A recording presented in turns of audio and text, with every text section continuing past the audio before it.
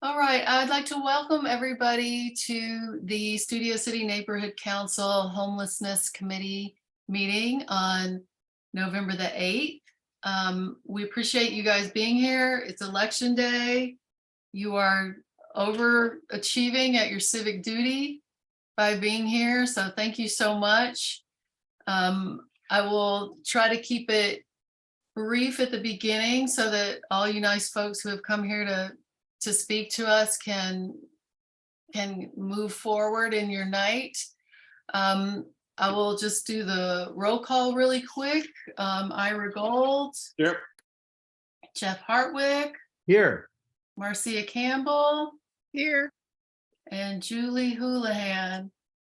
I would like to announce that we do have some openings for committee members. So we are looking to recruit next month and go into our next year larger and more powerful and more productive. So if anybody is interested that's hearing this or that have friends that might want to participate, please have them reach out to me at jhoulihan@studiocitync.org. We are very lucky tonight to have LA Family Housing here. They're going to do a presentation for us. And I want to thank them all for being here. Prior to jumping into that, well, hang on, I guess I need to do one thing real quick, which is open up our meeting to public comment, and then we'll get further into our agenda. So if you have public comment on a non-agenda item, please raise your hand and I will call on you. Well, Julie, are we doing no chair comments first? Approval of minutes, chair comments? Oh, yeah. I'll be right with you, Kevin DeLeon. Yeah, let's approve the minutes. I'm sorry about that. I did email the minutes to the committee in advance of the meeting. Are there any comments about the minutes, or can we move forward? I would like to move to approve those. Raise your hand if you're good with approving those from the committee. All right, thank you for that. And thank you, Ira. My comments are just to thank people for coming tonight on election night. And I'm just going to sort of move through that agenda item number 3, and we'll go ahead and go to number 4. Kevin DeLeon, you may speak. Yes. And thank you for not taking public comment on the minutes before you approved it. The first Brown Act violation of the meeting. Yay! So, we're on a special stakeout tonight. As you can see, we're waiting down that street right there. And there's a barber shop. And of course, you know what we're looking for. We're looking for lookouts. And this is part of what the Goat Puppet and the Kevin DeLeon 2026 are all about. See that? You don't see any tents on that goddamn sidewalk? No. But right there, you'll see a little head that'll pop out. He looks left and right. That's called a lookout. Yes. See? Businesses that are fronts for drug sales, human trafficking, stolen car parts. And then to the north, a group of tents. And to the south, a group of tents, 2 blocks each, where they pay money to the gangs for protection. Yes, that's how they take over all these streets, people. But Julie's not going to tell you that, and Elizabeth's not going to tell you that most of these tents are by organized crime. But we're going to be here tonight looking for the lookout. He's a little fat man, and he's driving a brand new Lexus. All right, thank you, caller. Hey, isn't it exciting, Scott? Scott can be part of law enforcement tonight. Anybody else have a public comment on non-agenda items? It's really honorable, Mr. Puppet. All right, thank you. Now we'll move on to comments by other public officials. I know that we have Tiffany here from CD2. Tiffany, did you want to update us on anything tonight? We also have our district director with us, Lorraine Diaz. I did want to just update you all. I know I've been receiving a lot of emails about Lancashire and the 134, Moore Park and the 101, as well as Vineland and the 101 and Laurel Canyon and the 101. I did want to let you all know that we have scheduled the locations for outreach and for services. So that should be underway soon. But I did want to briefly update you all in case anyone's reaching out to the neighborhood council that it is on our radar and we do have that scheduled for services. Thank you, Tiffany. And Lorraine, thank you for being here. Did you want to add anything to that? Hi guys, thank you for having me. And I apologize, I'm just getting home, so lighting's a little dark. Oh, there we go. Yeah, actually, thank you, Tiffany, for bringing that up about the Care Plus cleanups. I wanted to kind of apologize in advance because this month our district will be a little light on Care Plus cleanups because our regular Care Plus days or cleanup days are Tuesdays and Fridays. And in the month of November, we have 2 holidays that fall on a Friday, which means we're going to lose those days for Veterans Day and the day after Thanksgiving. We've also lost 2 Tuesdays, the last one and this one today, to rainy day protocols, which means they only do spot cleaning instead of the usual posted, cleanup. So if it seems like it's a little delayed until we'll be able to get to Lancashire and the 134 and a couple of the other locations, Riverside and the 134 underpass. It's because we only have 3 more Care Plus days for the entire month of November because of these, holidays and rainy day protocols. So while 3 days doesn't seem like a whole lot, it really isn't, considering we have about 22 chronic locations that we try to, send resources to regularly. But if you guys do have locations, please send those to myself or Tiffany, and we'll try to get to them as soon as we can in December, and hopefully we'll be able to catch up before we run into a whole bunch of other holidays. Other updates, our HMST pilot is currently up and running, which is our homelessness multidisciplinary street team. We are also working with, we're working with LA Family Housing, and I see that there's a lot of folks here, so they can probably tell you more about that. So what else are we doing on the homelessness front more recently? We are working to get many of our HMST participants into our tiny homes. And we have been successful in getting about half a dozen of them into our tiny home village at Woodset, where they're actually doing very well. So we're hopeful that the remaining participants will be moved into interim housing and then stable housing shortly thereafter. But if you guys have any questions, I'm happy to answer those. That's great to know, because our committee did support you guys setting up those HMST programs, and I'm glad to know they're underway and that you feel that they're successful so far. Well, thank you. Yeah, well, actually hearing from our service provider and from the LA Family Housing HMST team that's running it, they said that the 6 participants that are already in interim housing, they seem a little more stable and they cause less problems at the site than other participants who are not part of our program. Some of the service provider staff, they were even surprised to find out that these participants were part of the program, because they didn't seem like people who would be chronic utilizers of services, who would generate a lot of radio calls or a lot of transports via ambulance. And that's because, stable housing allows for consistent, service delivery as far as, mental health services and even just regular health services, making sure you get your medication if you need it.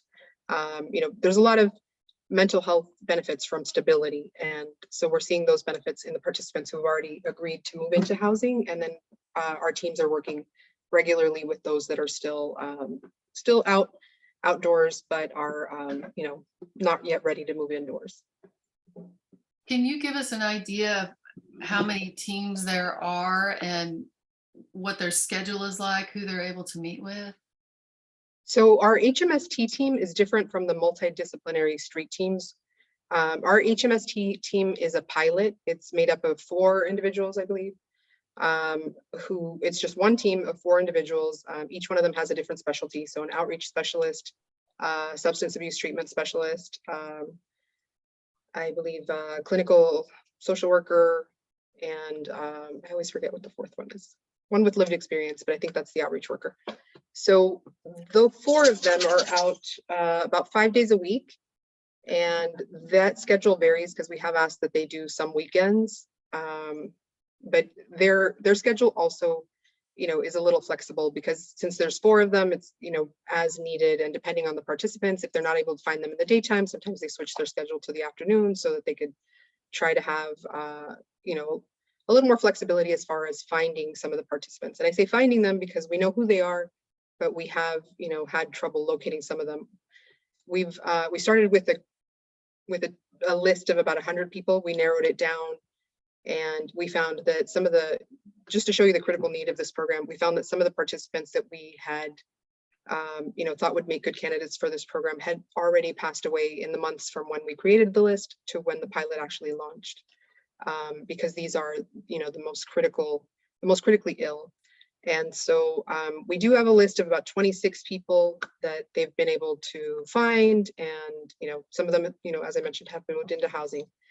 The multidisciplinary street teams, those haven't launched yet. Those were, that's a whole separate team. And that's going to be 1 per council district. And those, they're staffing up right now so that they can, launch citywide, 1 in each council district. And those will actually be more for those that are not part of this program. Those will be more for anyone who's experiencing homelessness, anyone who is having a mental health issue. And, I imagine we'll find more information on their schedules as they get hired on. The 3rd program that I want to bring to your attention is one that Assemblymember Nazarian helped secure the funding for. And he secured funding, I believe it was $2 million for 2 teams that will operate exclusively in Council District 2. And those 2 teams will be similar to the MDT team in that they will be mobile response teams. And so those we will have a little more flexibility with, in that between the 2 teams, we're hoping, well, actually between the 4 teams, we're hoping to have 24-hour coverage 7 days a week, since we will have, this quite a number of teams working in CD2 once they all get staffed up and launch. Is that the one where they'll be working with the police, in tandem with the police? That would be the first one with the MDT team, the citywide 15 teams. Okay. LAPD Steve Ferguson was already telling has us about a pilot program last month. So might be a that way. different Oh, one. is that the Circle program? It That may be says- the Circle program. That one doesn't operate in our district, probably because they feel like we have already a lot of resources. But the Circle Right. program is an outreach program with LAPD and Urban Alchemy that will be providing outreach and services to people experiencing homelessness in the East Valley, pretty much everywhere in the East Valley, east of the 405, with the exception of Council District 2. And I think that was partially because of resources. They don't have enough resources to cover the entire East Valley, and then partially because they know that we have these additional teams that we were funded for, so they're taking their limited resources to other areas. Great, thank you. Yeah. I know that Josh Scarcella, he's here from CD4. Thank you, Josh. I want to give him a moment to speak, and then I'll open it up for questions, but I know Josh is on a limited schedule as well. So Josh, you want to give us a quick update, and then we'll let everybody You don't motherfucking record me. questions. Put your shit away, motherfucker. Give me that fucking shit. Okay, Josh, go ahead. Thanks, Julie. Do that, man. You don't knock, man. You have Julie, And, if you can make me a co-host. you give me that camera.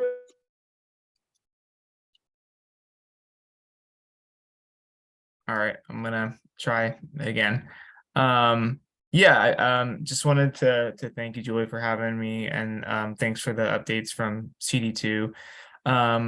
Just wanted to quickly talk about some things that happened this month and some programs that our office is working on.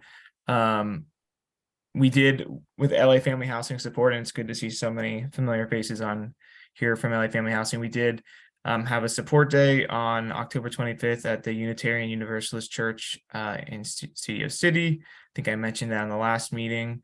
So we're hoping to do more events at this location, seeing what we can do with the shower trucks in maybe bringing them here a little bit more frequently to help support people coming. I know I'll let LA Family Housing maybe later talk about their monthly Thursday events that are happening throughout the district. But just wanted to mention this one specifically since it was in Studio City. Also, CD2 and our office were at an event for NoHo Home Alliance on Saturday. So council members Krikorian and council member Rahman were helping honor Stephanie Jager, who helped start this program and is stepping down from executive director.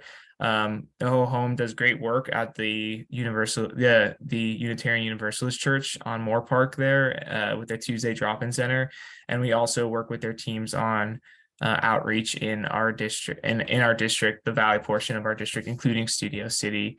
So they're out there hitting, mainly in Studio City. The areas are along the river. I know Scott has a map of the locations. So Scott, I know I promised a coffee with you this month, so let's follow up on that. We can talk more about some locations we can get services out to. But yeah, we're trying to collaborate with LA Family Housing, NoHo Home Alliance, as well as our LASO Roadmap team, just to bring outreach to these areas. And as it pertains to individuals living along the river, we have PATH now involved, working along the river throughout our entire district, from SPA 4 to SPA 2. And they have 20 time limited subsidies, which they can connect document ready individuals with to help get them into permanent placements or in transitional housing. Just so we're focusing our attention on individuals living along the river. So we are, trying to concentrate some more outreach efforts in areas between like Colfax and Tahunga, between Vineland and the 101. Also, in the Greenway behind, around Laurel Canyon as well. So happy to, if there's any individuals or people that who you feel like might not be reached, please, I would say I'd encourage you to fill out an LA HOP and feel free to share with our office that LA HOP number, and we can coordinate with Elisa Bell, Kieran, and Joshua, who I know are giving a presentation later today.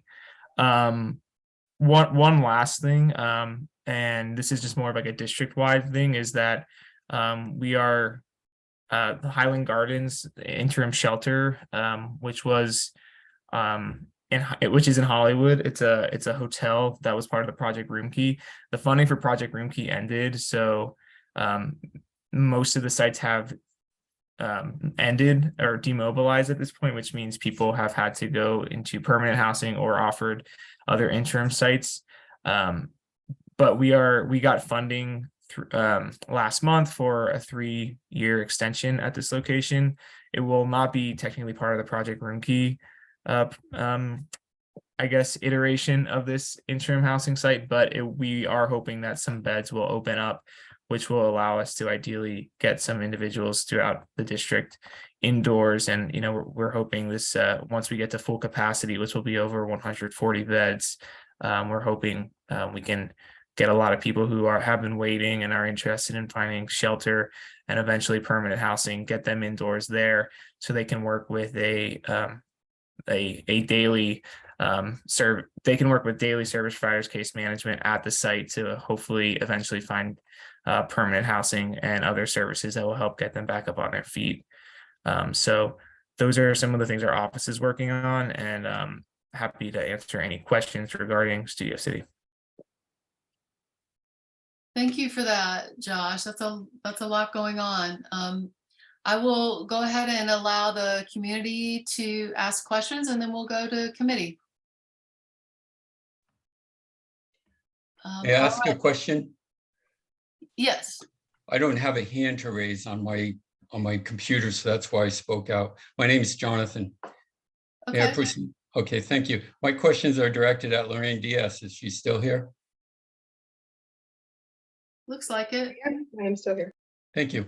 Lorraine, could you please update us on the number of shelter beds that are available for all people in CD2? How many of those beds are occupied? In other words, how many are not occupied? And then also tell us the approximate estimation of how many unsheltered people are in CD2. Also, could you talk a little bit about how all of these described services are intended to reach unsheltered people who refuse services? Thank you. Hey, Jonathan. I can give you an update on our current numbers. If you give me a minute to kind of dig through my email and find the updates as of yesterday. I don't know if you guys want to move on to the next question and come back to me. Sure, that'd be fine. We'll Okay, allow sounds good. Kevin DeLeon to make his comments or questions, and we'll come right back to you. Go ahead, Kevin. Let me unmute you.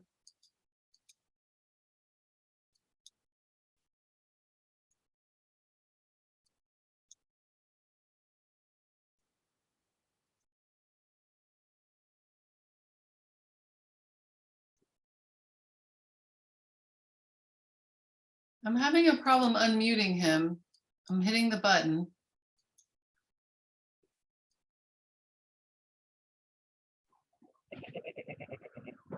Okay, go ahead, Kevin.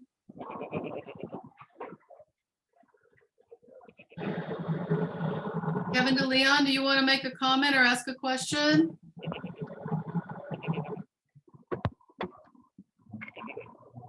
Yeah, it's time for coffee. Yum, yum, yum. Do you have anything you want to say or ask?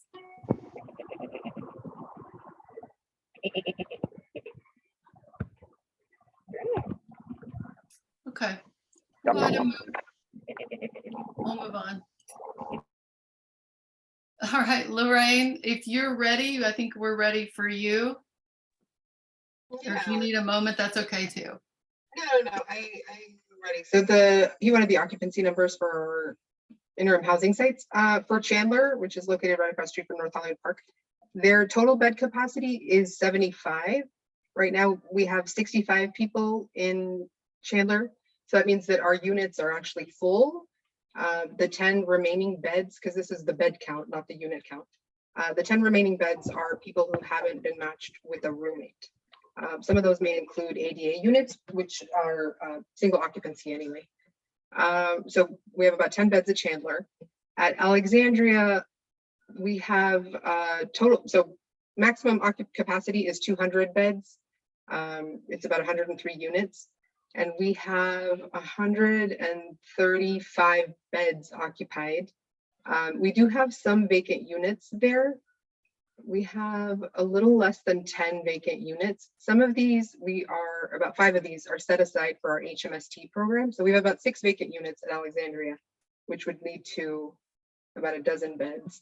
At Whitsett, Tiny Home Village, we have a maximum capacity or occupancy of 150 beds.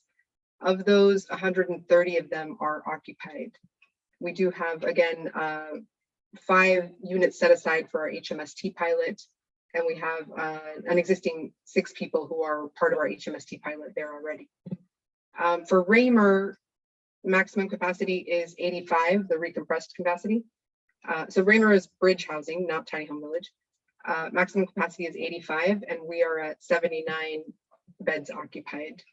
Of the 6 vacant units, we have 3 male and 3 female available. For Van Nuys, maximum capacity is 100 beds, and we have 80 of those occupied. Of the 20 that are available, 7 of them are male and 13 female beds. I don't remember the second part of this question, but I hope that answers this question. Let's see, yeah, he said, how many shelter beds, how many are occupied? How many unsheltered persons do you think you have in the district? I As of the last homeless count, I believe those lost numbers are out, and I'm sorry, I don't know them right off the top of my head, but I know that those are available on LASA's website. Let me see, just a second. Let me see if I can find the. And then I think his last question I wrote down was how to reach people who refuse services. How to reach people who refuse services. I feel like those are kind of opposite questions. So Yeah. reach people, we have several outreach teams working in our district. Tiffany and myself and most of our staff are kind of default outreach workers sometimes. So we are reaching people. We actually have, it's almost like, kind of like in real estate, the tiny homes, they kind of sell themselves. We get people who call our office. We've had people walk in. I think Tiffany had a walk in yesterday or the day before. People find us, the ones who want housing, the ones who don't want housing. Sometimes it's just a matter of time. Like we see an increase in people, seeking out interim housing when the weather is like this, when it's cold, when it's raining, they want to move indoors. We also see an increase when it's hot, when it's super hot and they want air conditioning, they'll come indoors. It really just depends on each person when they're ready. And we really don't get to decide that. It's different for everyone. Thank you. Thank you. All right.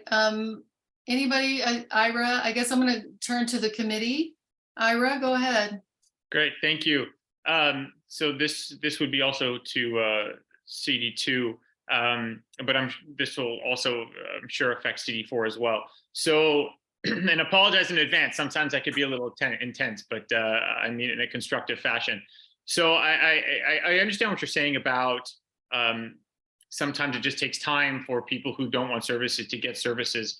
I'm actually quite frustrated about this. This is one thing that I think is something that we as a city are lacking completely, is those who choose to not take services, those who, and they may be of sound mind, they might be experiencing mental challenges. I find it absolutely unacceptable that there's nothing that can be done, that these individuals are left on the street. They are left to roam on the street. Unless they commit a crime or they are in the process of or being caught hurting somebody, and even in some cases I've heard where they hurt somebody and then they're just left to go. They're still sitting on the street. They're still coming out at night. They're still vandalizing. I was behind somebody the other day on my street who was pushing a cart, took something out of the cart, threw and broke a safety mirror that one of the ones where you're going out of your driveway and you could see the street, that had just been fixed. We just had somebody write into us, I believe today, about a unhoused woman who punched a elderly woman, and it was speculated that the elderly woman was like 90-ish years old, completely unprovoked in broad daylight, and that occurred Saturday on Moore Park in Whitsett.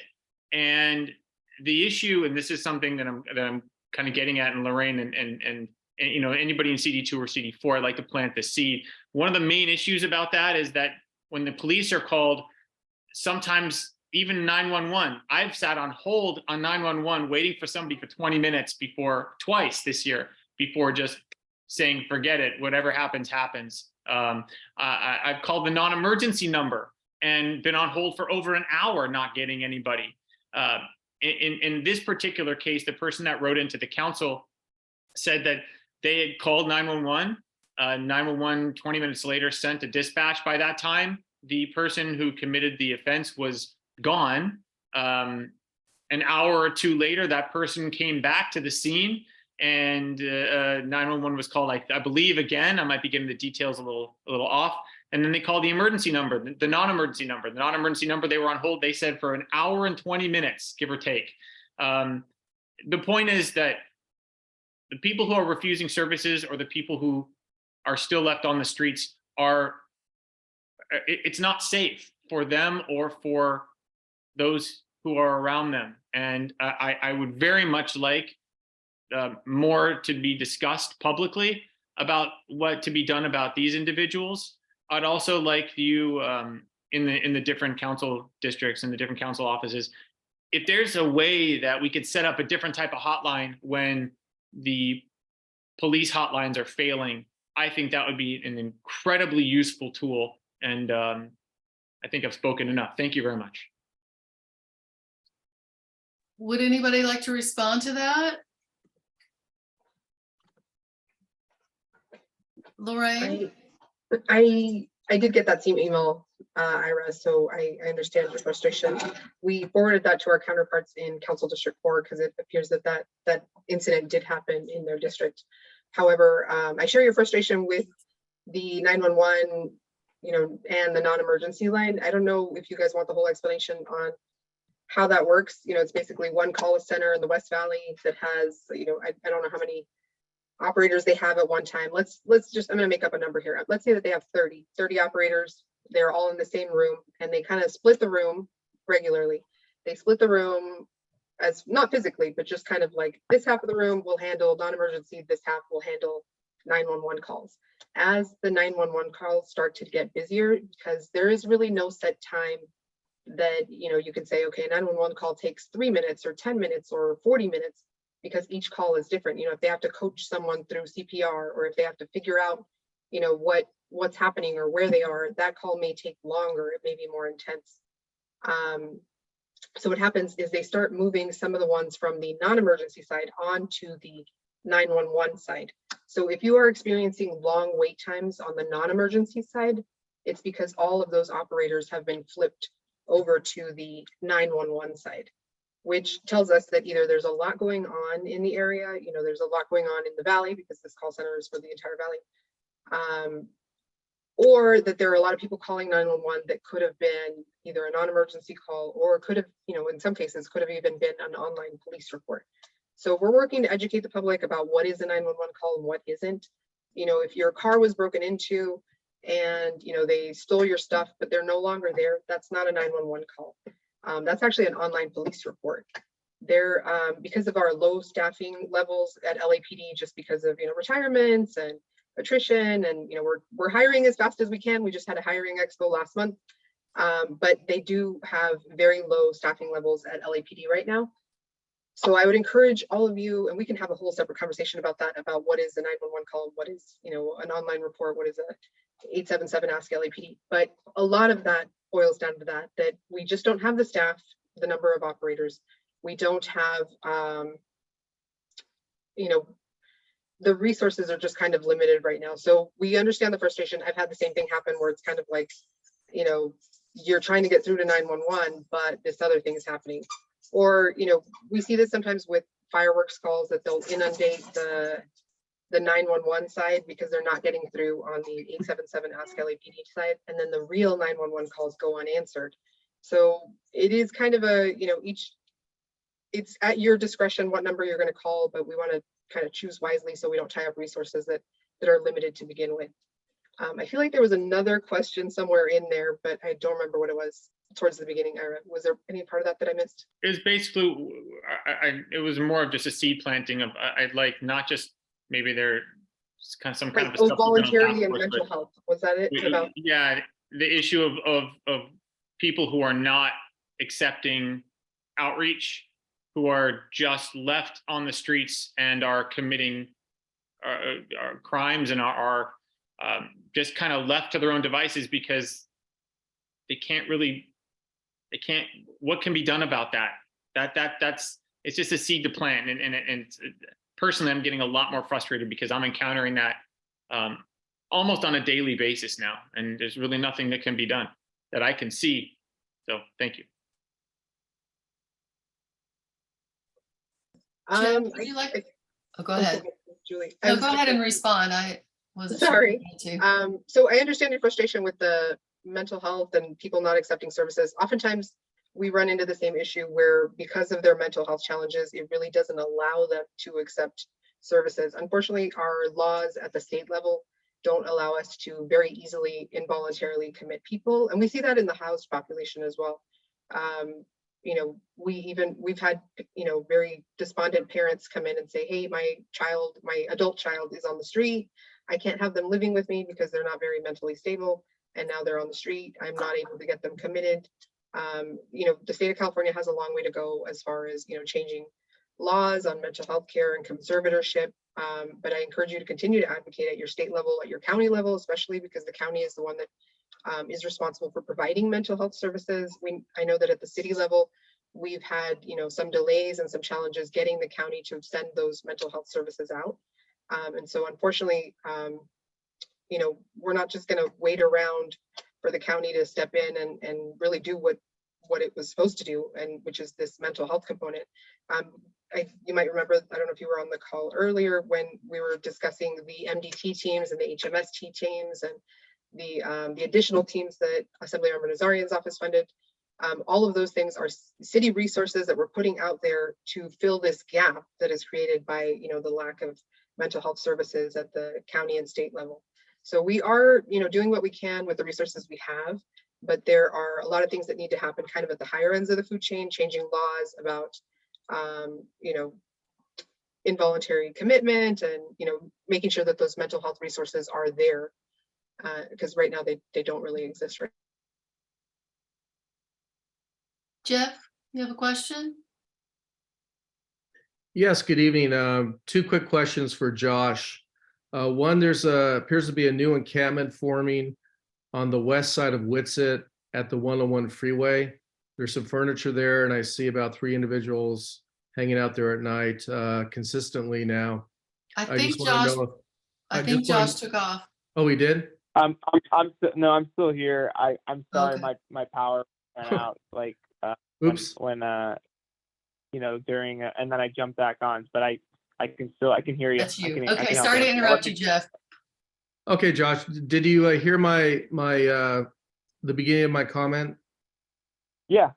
I've been on. Yeah. Okay, so I just want to know the status of outreach to those individuals. And then secondly, there's been a gentleman who's been living out in the front of the Studio City Library for the last almost 2 years, I believe. And I had a conversation with him actually this weekend and spoke to him for about 20 minutes. So I have some insight with this particular individual. I just want to know if CD4 has conducted any outreach, because I know you guys have your own outreach teams. If you've met with him and what's the plan for this Yeah. gentleman? Because he's 72 years old. He's been out there 2 years, and it's rather inhumane that he's still out there in the elements, especially when it's raining and stuff right now. So I just want to know what the plan is for this guy. Thank you. Yeah.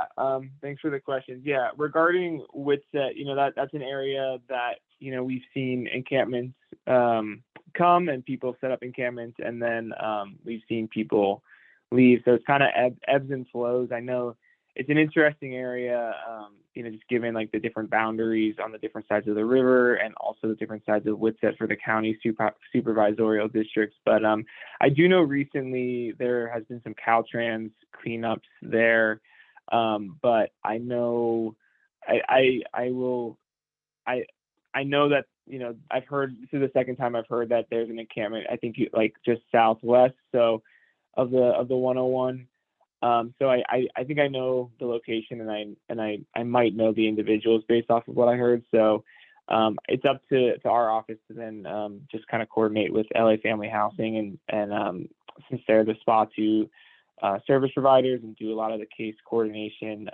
So some of the people on this call, including Elisa Bell and myself, will have to discuss this location. You know, tomorrow probably we have a call set up. So you know, we'll figure out outreach here, and I would, you know, with these areas that Caltrans do where they do, you know, encampment relocations is what they call them. They typically like to keep an eye on the locations in the immediate aftermath or in the few weeks or months afterwards. So I do imagine they'll be revisiting this location soon and trying to clear any encampments. It's then up to our office, and it's up to the outreach workers in this area, including LA Family Housing, to work with the individuals and ideally try to find them a shelter solution. And given that they're on Caltrans property, you know, similarly to some of the other Caltrans cleanups that happened at the beginning of the year in Sherman Oaks and along Coldwater, we really want to try to provide the shelter resources to the individuals there, because it's not really good for anybody, including the individuals who are experiencing homelessness, to then be moved to another district or to another part of our district or another city. You know, it just kind of kicks the can down the road. It doesn't really solve anything. So we understand that this is a prohibited area and that, you know, camping is outlawed. So we await CHP to get in there, but we also want to get prepared and try to have shelter ready for the individuals, so they're not just, you know, in a game of relocation. And then with regards to, the gentleman in front of the library, I have met him a handful of times. You know, to be honest, it seems like he's you know, got himself into a routine. I do realize he's a little older. He's someone who is very set in that location, and I think, you know, kind of to what Lorraine was saying earlier, we just need to continue to check in with him, you know, make sure that he knows that services are available to him, and you know, one day, ideally, he will be willing to accept those services. You know, if his health starts to decline, if the space starts to get, you know, disorganized, you know, that's, you know, when I think we would probably try to involve some of these county teams, like the home team, who monitors people who might have mental health issues, who do have mental health issues and are at risk of becoming gravely disabled, so much so that they pose a risk to themselves. You know, that's when we would probably try to get them out. But I think for now, it's just another case that I think I can offline with Elisa about and see if we can get the Studio City North Hollywood team out there to just try to check in with him a little bit more consistently, because you are right, we are entering, especially after today, it's really harsh out there, and we want to make sure that you know, just because he's said he's good and he has a good handle on himself before, we want to just make sure that if he's open to something, that we're there to meet that ask. So if you want to talk more about these locations, I think you have my email address, but Julie, I think you can share that, and also my phone number. Of course. All right, Scott. Thanks, Julie. I'll try to be brief. Just 3 questions. One, there used to be an online dashboard for SPA 2 where we could log in and see the vacancies that Lorraine had read off to us. Will that be coming back online so we can see the how many open beds there are? And number 2, as far as Studio City, I understand there's just over 100 unhoused people in Studio City. Do you have a number, an approximate number of how many of those are actually waiting for a bed to open up and how many have refused service? And lastly, we hear a lot about outreach, and this question is for anybody. Can someone walk us through what happens for outreach? Because of the people in Studio City, these are all familiar faces. We've all seen these people living here for quite some time. So what is it that you're doing as far as outreach for the people who have been here for weeks, months, and even years? Thank you. So I'll jump in really quick. I can tell you that my team in our presentation tonight will it'll walk you through the outreach process, starting with the LA HOP referral. So we should be able to answer some of the questions with that presentation in terms of the outreach. And then Scott, just in terms of like outreach on our end, you know, our outreach efforts are more just to get an understanding of who is, you know, out in the neighborhoods, and to you know, work with individuals, ask them to make sure that they're working with, you know, LA Family Housing or No Home Alliance or LAHSA Roadmap. But the presentation that LA Family Housing will present is the actual, you know, work of outreach and enrollment and referrals. So we just try to, you know, help facilitate and coordinate between those orgs, but LA Family Housing really are the experts when it comes to outreach and homelessness in the San Fernando Valley. In terms of the dashboard, I am unfamiliar with that. I'll take the question back to my team to see if there is anything. And then I'm forgetting your third question. It was if there was a number of, based on the people in Studio City, just over 100, how many are actually waiting for a bed versus how many have completely refused service? Thank you. Got it. Yeah, I don't know that number. I can check with LASA to see if that type of data is something that can be made public. They might be able to pull some aggregate numbers like that, but I have not seen that type of stat that LASA has provided in the past. But I will at least check and see if that's something. I've been working with them on some other data points regarding our interim shelter site. So I will, also check and see if this is something that has been made available in other parts of the city or county, or could be made available. But yeah, it's a good question. Lorraine? So I think it's Josh. I guess I could answer that question for you. That this is not that data is not something that LASA tracks as far as, who's accepted services and who's refused services. They're not keeping track of who's refused services, because when someone refuses services, they don't see it as, a refusal and then, close it out. They see it as he's not ready, or he or she or they are not ready yet. And they continue to kind of do outreach with that person and work with them to try to get them to accept housing. Because oftentimes they will accept services, they'll take a water bottle, they'll take a referral to, some other service provider, but they won't accept interim housing.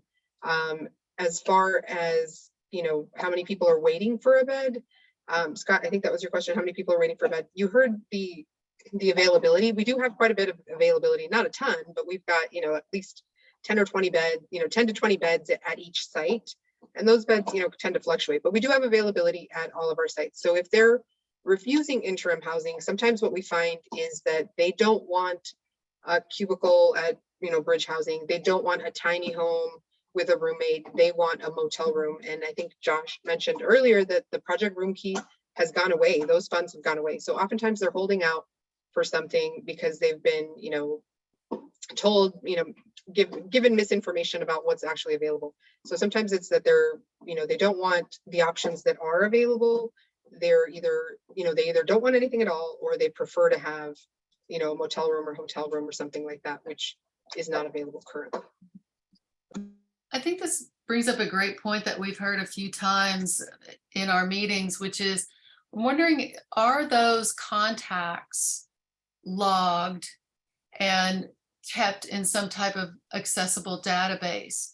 And the reason I'm asking is there was an encampment near Walter Reed Middle School, and I know every office had contact with this person. The police had contact with this person. So many people were outreaching, and I mean, the effort was great to outreach to this person. But I think there was some concern about, does this outreach group know what this person's doing, and do the police know what's doing, and how do they know? Has this person been outreached 3 times and now the police can step in and do their thing? How is this communication coordinated amongst people? That's a question that we have. I don't think there's a database. So I can jump No? in. I can jump in right here, and my team, Okay. please feel free to jump in as well. So we do have a database that partners use in the coordinated entry system. We also do have a database that tracks all the outreach engagements that we do. If a person has a profile opened up in the system, which more than likely, if they've come in contact, they do, there is a place to keep running notes and all that type of information. One of our projects right now that we are working on, that we continually work on, it's just not a one-time thing, is what we call heat mapping. So that's identifying the large concentrations, if you will, of people experiencing homelessness. And with heat mapping, we do several things. So not only are we identifying the areas, but we are also identifying the partners in which we work with in that area to ensure that our resources are being spent efficiently. Like you said, you know, we don't want 3 different outreach teams working on, you know, the same person, the same area or whatever. So that's a project that we all undergo. The council districts as well. Elizabeth can jump in. She oversees the outreach team for SPA 2. But I think that that's the gist of it. And again, I believe that a lot of this will be in the presentation that we're about to do. Yeah, I think that's a great jumping off point to let you actually do your presentation, and then we'll see what questions we have after that. Does anybody object to that or have anything else they need to say prior to allowing them to do their presentation? Could I ask a question before you move on? Okay. I can't raise a hand, so it's a problem for me here. There's no hand on my screen. First of all, the man who was parking himself at a library realized 4118, the sensitivity zones include libraries now in Los Angeles. That's a big ask of a population to support unknown people laying around libraries where children are going in and out. The next thing I'd like to say is what's not being spoken here, I really would like to say, and that's, yes, it's a very tough deal for those unsheltered people living amongst us, but it's really wicked for homeowners too, who simply want to have a peaceful, safe life. When I hear that we have people unsheltered in our streets holding out for superior shelters, things that meet their criteria, it doesn't sit well with me. I'd like to also say that when I hear services are simply suspended for a holiday, hospitals don't stop caring for patients during a holiday.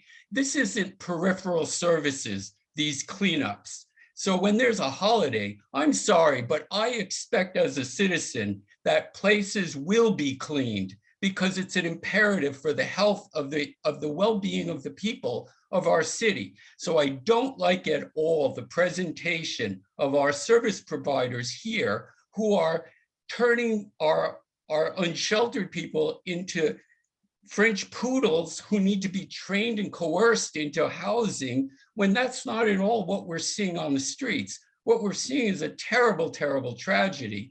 And I'm asking, how are these services that are costing $2.5 billion in the last 3 years, $7 billion in the last 7 years, how are these services going to get to these people so our citizens can live and prosper again in Los Angeles? That's the question. Thank you. Hey, Jonathan, it sounds like you had quite a number of questions in there, and I understand your frustration. You know, as a homeowner myself, I get it. We pay a lot of taxes. We want, you know, clean streets and all kinds of things. I'm going to have to disagree with you about how it's more difficult for the homeowners than it is for the people living on the streets, just because, you know, we go home and we have a nice warm bed and we have, you know, food in our fridge if we're lucky.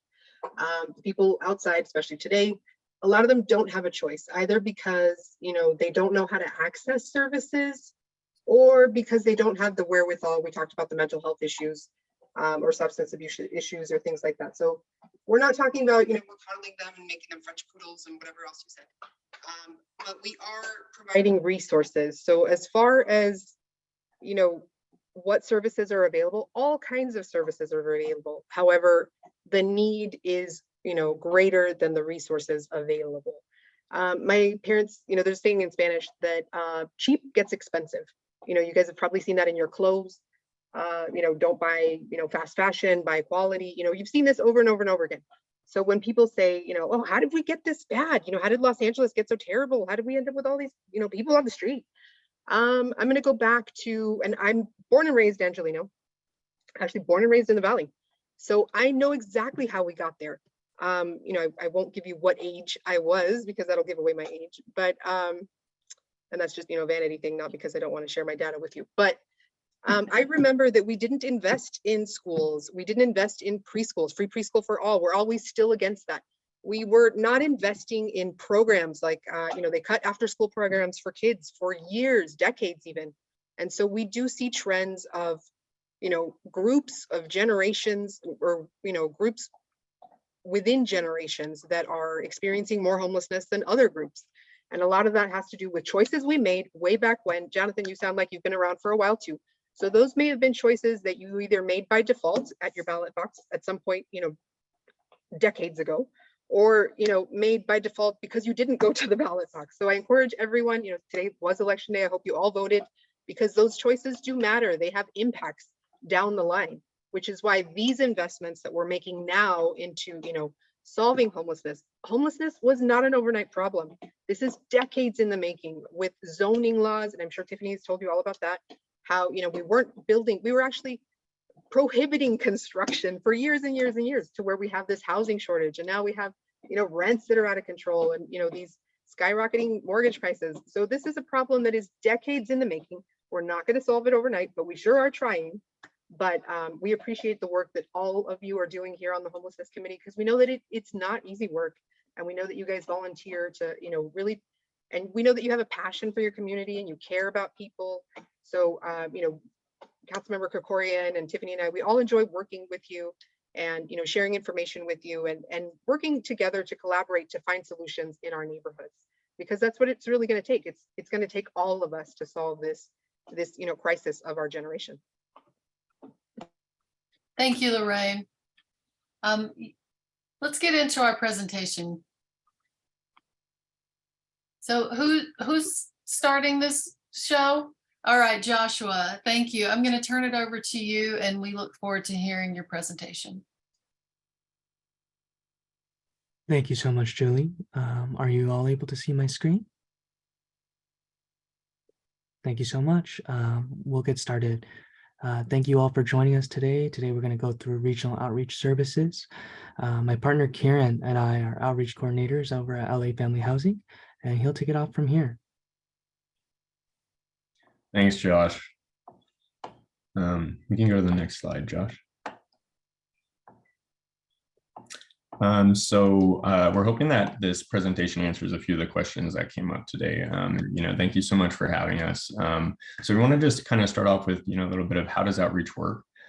So outreach teams have a few different ways that, or really two different ways that they provide outreach services and respond to requests. So is broken down between proactive outreach and reactive outreach. Proactive outreach would be considered as the teams are kind of driving around, making continuous follow-ups, seeing new encampments pop up in their usual zones of coverage. They would be stopping, asking if folks would be interested in receiving resources, services from water bottles and food, like was mentioned, to interim housing placements, and even sometimes permanent housing applications through emergency housing vouchers and things like that have come down the pipeline. They also respond from the reactive outreach lens to requests made from the community, like through LA HOP, which stands for the LA Homeless Outreach Portal. And a few of the teams, this is in no way encompassing of all of the teams that are out there doing services for folks that are unhoused, but the teams you may see the most are LAHSA, which stands for the Los Angeles Homeless Services Authority, DMH teams, which stands for the Department of Mental Health, multidisciplinary teams, which are teams kind of like the HMST team, like that was mentioned earlier. It's a model that incorporates a peer advocate or outreach worker, a mental health specialist, a substance use disorder specialist, and oftentimes an overseeing clinician that can provide things like disability certifications, depending on the type of provider they are, they may be able to link participants with prescriptions and things like that. So those are kind of an overview of outreach and what it looks like a little bit out there on the street. We can go to the next slide. And what outreach kind of does for you is it creates and maintains relationships with unhoused participants in your area. It provides basic needs resources like food, water, and clothing. It also provides resource education, navigation, and connection. So a little bit on that bullet point is the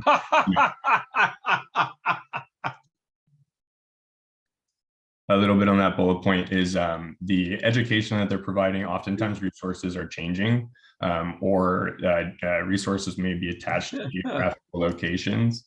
And that information needs to be messaged to participants who don't really have any other way of figuring that out. How did you do that? That happens through outreach teams, like the ones mentioned in the previous slide. And then there's resource navigation. So oftentimes folks need to fit into like a quote unquote cookie cutter to fit into certain programs, certain interim housing locations. And that knowledge oftentimes is held in those outreach workers' mind. It's provided through a lot of different means, but for the participants, that's how it gets to them. That's the outreach workers who navigates this really intense web of social services that LA County provides, and ultimately connects them with it, whether it's direct transportation, in field, what we would consider warm handoffs, where maybe an outreach worker meets with a team that does street level services, that's a higher level of care. That outreach worker would be there to provide a quote unquote warm handoff so that that team, accurately is able to pick up the ball kind of and, serve that participant. And they also assist in the gathering of vital documentation, which is really important for folks who are unhoused, especially when they're trying to get into things like permanent supportive housing, things like IDs, proofs of income. When you really think about it, everything that anyone really has to apply for housing, those documents are going to be needed. And oftentimes the housing that our folks are applying for come with about 3 different applications, usually the housing authority application, the property management application, and our coordinated entry system paperwork. So it's a lot that the outreach workers are doing to get people indoors and kind of work with them at their pace. And then they're responding to the LA HOP requests that are submitted by the community as well. And we can go to the next slide, Josh. Okay, so what outreach can often look like, it's a continuous relationship building. So oftentimes it's not just one-time visit and someone is placed in an interim housing location. Oftentimes it's a visit and it's maybe they're not even open to having a conversation that day.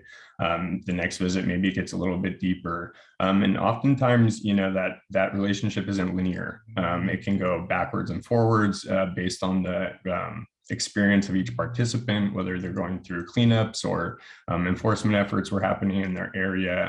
A lot of times it really depends on each participant. And we use person-centered approaches like harm reduction, trauma-informed care, and housing first. We meet people where they're at, and we work at their pace. And a big thing that we also do is we protect participant privacy when it comes down to resources that they're accessing. And what outreach doesn't look like is it's not an emergency response service, at least the teams that are accessed through LA HOP. You may see some social workers or outreach teams that you may see them out there with the police or with law enforcement teams. But those aren't teams that you can access through things like LA HOP or just a phone call. So their outreach is also not a replacement for any encampment removal reporting protocols, whatever your municipality is in that area, whether it's CD4 or CD2, that would still be your point of contact for that process. And our outreach teams, unfortunately, aren't allowed on private property. So that is kind of another tricky one for our teams.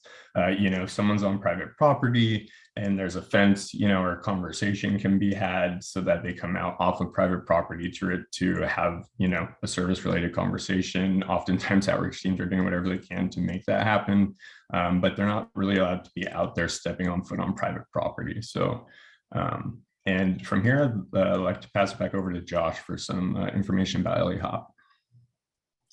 Thank you so much, Karen.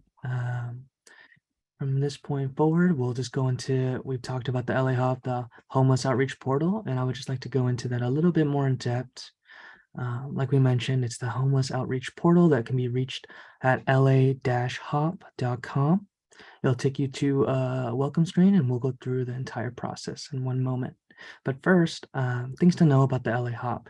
Like we were mentioning before, unfortunately, the LA HOP is not an emergency service. If you were to create an LA HOP and you were concerned about an individual's well-being, physical, mental, etc., it could take 24 to 72 hours for an outreach worker to respond to an LA HOP. This is just due to the enormous caseload that each outreach worker usually has. Often we'll get 4 or 5 LA HOPs from one area, and outreach workers may have already cases that they're already following up on. That's why that could take a little minute. hence why we can't provide an emergency service. In those cases, I would recommend calling the authorities, especially if there was a life endangering situation. One other thing I would like to mention is for safety concern. If you find that a person experiencing homelessness is acting wildly erratic, that is something of concern for LA, or I apologize, for outreach workers as well. In those situations, the best idea would be to call the authorities, as outreach workers aren't able to deal with a violent or aggressive person experiencing homeless. Finally, we have weekend requests. You are more than welcome to make an LA Hop request during the weekend. We do have a weekend team here at LA Family Housing, and they do a wonderful job, but it is quite a small team that covers the entire valley. That being said, those weekend requests can definitely be built up. You could see them being responded to, but you may see that it may take a little bit more time just due to the lack of team size. Let's go into a little bit about how to create a LA Hop request. Like I mentioned, it's going to be LA-Hop. I know it's a little hard and it looks like almost just a design choice, but I promise there's a little dash there. You're going to click on the Get Started, and I'll take you to this page. This will be the main page you see. And before we get into actually making a request, whether you're training someone else or you're doing this for yourself, one thing I really recommend is this short 2-minute video by Lhasa. It's a very good, quick summary of what the purpose of LA Hop was, what our goals are, and what that may look like, just in case you need a touch-up. I would also like to bring your attention to the blue arrows on the left. Those little symbols are bulletin points, again, and they're very important. Basically just summarizes my last points. LA Hop is designed to assist people experiencing homelessness. It's for medical or mental emergencies, please call 911. For crimes or illegal activity, contact your local law enforcement. For bulky item pickup or illegal dumping of graffiti, please contact your municipality. Oh, I cannot speak today. And finally, LA Hop does not replace homeless encampment reporting protocols. Please contact your municipality. All right. So if you do want to make a request, you're going to click on the Make a Request button, and that's going to take you right here. You're going to fill out your name, a company organization, if you have one. It's not a problem if you don't. Later on, you'll be able to describe yourself, whether you are a council member, a concerned resident, business owner, etc. Describe yourself. Please, if you are going to make an LA Hop request, having email and phone is very helpful. We as LA outreach coordinators, we receive these hops, and often there can be a few things that we're just simply missing, or a quick detail that we're looking for an individual you're describing. Being able to contact you, reaching out and saying, hey, could you help me describe a little bit more of this individual, would be incredibly helpful and definitely solves the bottleneck in the outreach process. Next, once you're finished putting those informations in, you're going to be adding a location. Acceptable addresses can be an exact address, street crossings. There's even this yellow man on the right in the middle of the map. You can actually drop him wherever you see this individual, and I'll give you, I believe, a satellite coordinate. If possible, I do ask having a specific street, whether that be just an approximation and a description later on saying, this is what I saw. That can be really helpful for us. Often at these cross streets, there could be a couple, there's 4 different directions. Just narrowing it down as much as possible and in details as much as possible really helps outreach and outreach coordination. The next screen is going to be a little bit more in depth of how to, describe the person, description of the location, date last seen, number of people, name of person, if possible, physical description of people. Again, the more detailed, the better. So if you can give us any unique attributes such as tattoos, obviously age, height, gender, ethnicity, those are helpful. But if you see something that's more particular, that would be definitely helpful. And describing people's needs, this can be a little tricky, as especially if you don't actually make conversation with this person, you can wonder, what could this person need? But just trying to make your best approximation. In the example, it says he has a limp, appears to be speaking to someone who's not there, also has swollen legs. This is an ADA issue potentially. That is helpful for us if this individual has trouble moving. It definitely needs mobility assistance. If you see that there's a mental health need, just put that on there. Our outreach teams will go and assess when they meet that person. So let's quickly go into a few more examples quickly. This is our first example. Description of location is unknown. The date last seen was September 29, 2002 at 8:30 in the morning. This individual, this person writing the request saw one person and they were able to find out the name was John. His physical description is male, looks as if he needs help, drove by and saw a man on a bus bench with some dirty clothes next to him. Please give him assistance.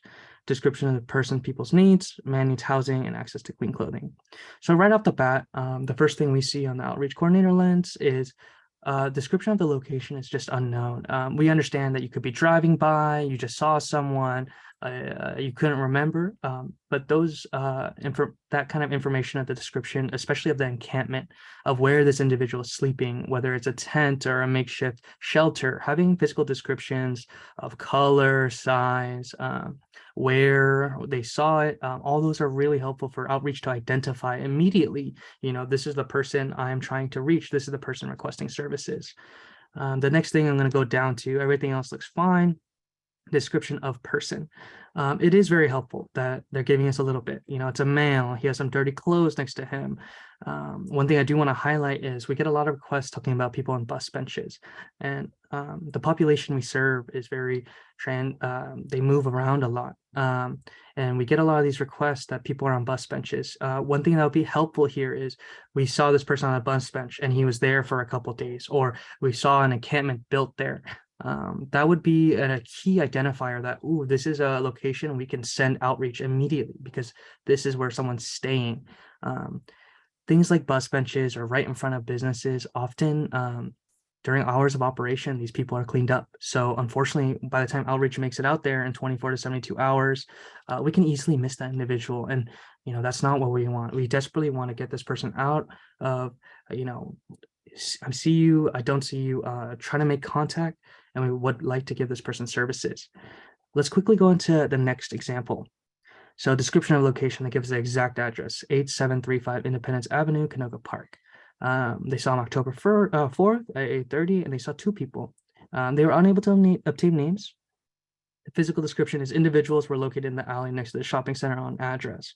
I saw one blue tent in a makeshift shelter made out of wood and blue tarp covering it. Individuals have been seen here for a few days consistently. Individuals look like two men, both in their mid-40s, 50s, white, and roughly around 180 pounds. PEH down there stands for person experiencing homelessness, needs housing and access to clean clothing. That's fantastic. So immediately what I know here is individuals have been seen here a few days consistently. Again, that is a key indicator for me to know that this person is staying here. Outreach would have a higher chance and likelihood of meeting this person at their encampment. One thing I really enjoy is their physical descriptions are good. Like I mentioned before, sometimes you can't get all the details. This is plenty. Having a gender, age, ethnicity, and weight, especially with their encampment description, makes it really easy for outreach to be, that is the person who is requesting services. Now, that was the rest of the LA Hop introduction. What I wanted to share with you guys in Studio City is a quick overview of the LA Hop tickets that we've received. These are all the LA Hop requests we received from Studio City in the last 4 months. I believe the total count is 9. We received quite a bit of LA Hop, and we just want to share which locations we see them from and on what day, and that we are aware of these areas that you're creating requests for. When we receive these tickets, if the information is good enough for someone to identify someone, LA Outreach will be deployed and hopefully make contact. Quickly, gonna pass it back to my partner Kieran to go over some Studio City information, and then we'll move on to Q&A. Thanks, Josh. So this slide right here kind of gives you a very small piece of which just, your city, but a very small piece of the SPA2 map that we use in coordination to figure out which teams get assigned which LA Hop requests. So this technically is the MDT Zone 4 team, LA Family Housing. That's who serves your area in response to LA HOP requests. And on that list, basically, that was just provided to you. Unless it was a public space area like a park or a library, that would go to another one of our LAFH teams, but that would be our public spaces team. But yeah, those are basically the two teams that are responding to this little area highlighted here in this picture. Next slide, Josh. So we also wanted to highlight some of the resources that are in your area. One specific to Studio City is Studio City Rehabilitation, a 24/7 substance use and abuse facility. They provide harm reduction, counseling, medication assisted treatment, and a few other things there. We also wanted to highlight the Interfaith Food Pantry, a food resource that happens Monday and Friday in North Hollywood. Also pretty close to Studio City, but it's, we didn't have one exactly there. But this resource is available 7:30 to 11 on Mondays and Fridays, where they're providing mostly non-perishable food items. And then finally, kind of your one-stop shop for anybody experiencing homelessness who can make it there is the Individual Solution Center or the Family Solution Center. We have two different addresses and two different basically access centers there at our property in North Hollywood, where we see folks on Monday through Friday from 8 to 5. We do case management out of there. We do shelter placement, interim housing placement, referrals out of that location. We provide prevention assistance to folks who have a document in hand, like a 3-day pay or quit or a eviction notice. They can come in with that documentation and receive oftentimes help with things like arrears, and getting connected with legal services to help them in that process. So yeah, those are some resources that we wanted to know about in your area that some of the outreach teams are connecting folks with. And then we want to pass it over to our manager, Elisabel, for the Q&A portion. Does anybody have any questions on anything that was presented?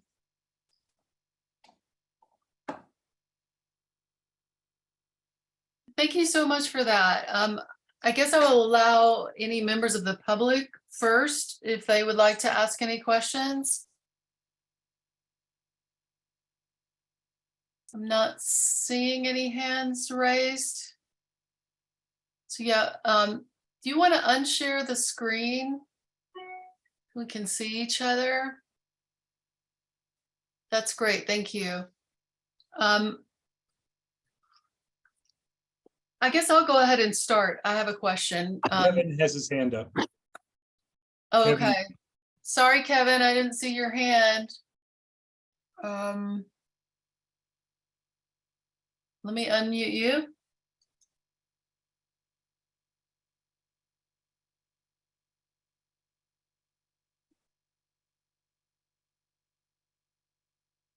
I don't know why I just clicked the unmute button and it just doesn't want to unmute for me. Julie, it's when you click the button, it gives them the opportunity to then click the unmute for themselves. All right, Kevin, go ahead and unmute yourself.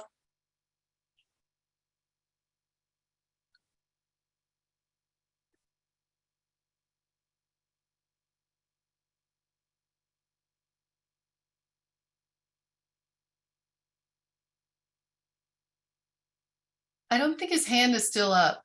Am I wrong? Okay.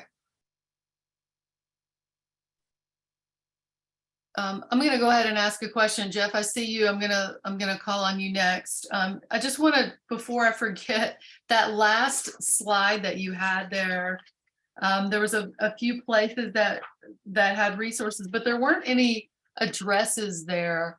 Are there addresses like for your, in particular, the Individual Solution Center? Like I'm familiar with the rehab and the food pantry, but where is this solution center? It's our access center at our LA Family Housing Campus in North Hollywood. 7843 Lancashire Boulevard. And then the other location is 7819 Lancashire, which is our Family Solution Center. Okay. And one thing I just want to tell you that I have something in the back of my mind as we're going through these questions, which is we want to be a better service to our community. And I think one way we can do that is to empower them with knowledge of how to report things and what that means. Part of it's reporting and part of it's knowing the jurisdiction, which can be very confusing here in Studio City, is well, what's state and what's city, et cetera. So we're working on putting things up on our website so that we can refer people, not only when they email us, but we can say, hey, here's what an LA HOP is. Here's what a CSR is. Here's how you do this. It's super simple. And here's the link, and really be able to empower people simply to report things and to get help. So I'm wondering if this presentation that you put up, is that available in a link somewhere, or can I just go back and, I mean, some of that information I can go back and take, and we know some of it, but in particular, there's some, instructions about the LA HOP form that might be useful to post. Is any of that available to us? So Julie, we can absolutely go ahead and share the link and give you all the resources that you need to post on your website. We'd be more than happy to work with you. Okay. Unfortunately, we are not distributing our PowerPoint. But we Understood. would be more than happy to help you link to the LA HOP website, to Okay. LAHSA website, to any access center. We'd be more than happy to help you. I can help you with that. Okay, great. Yeah, I might forward you when we kind of get ourselves together and say, hey, what do you think? What are we missing? Or how could we do this better? Okay, great. Okay, cool. Jeff?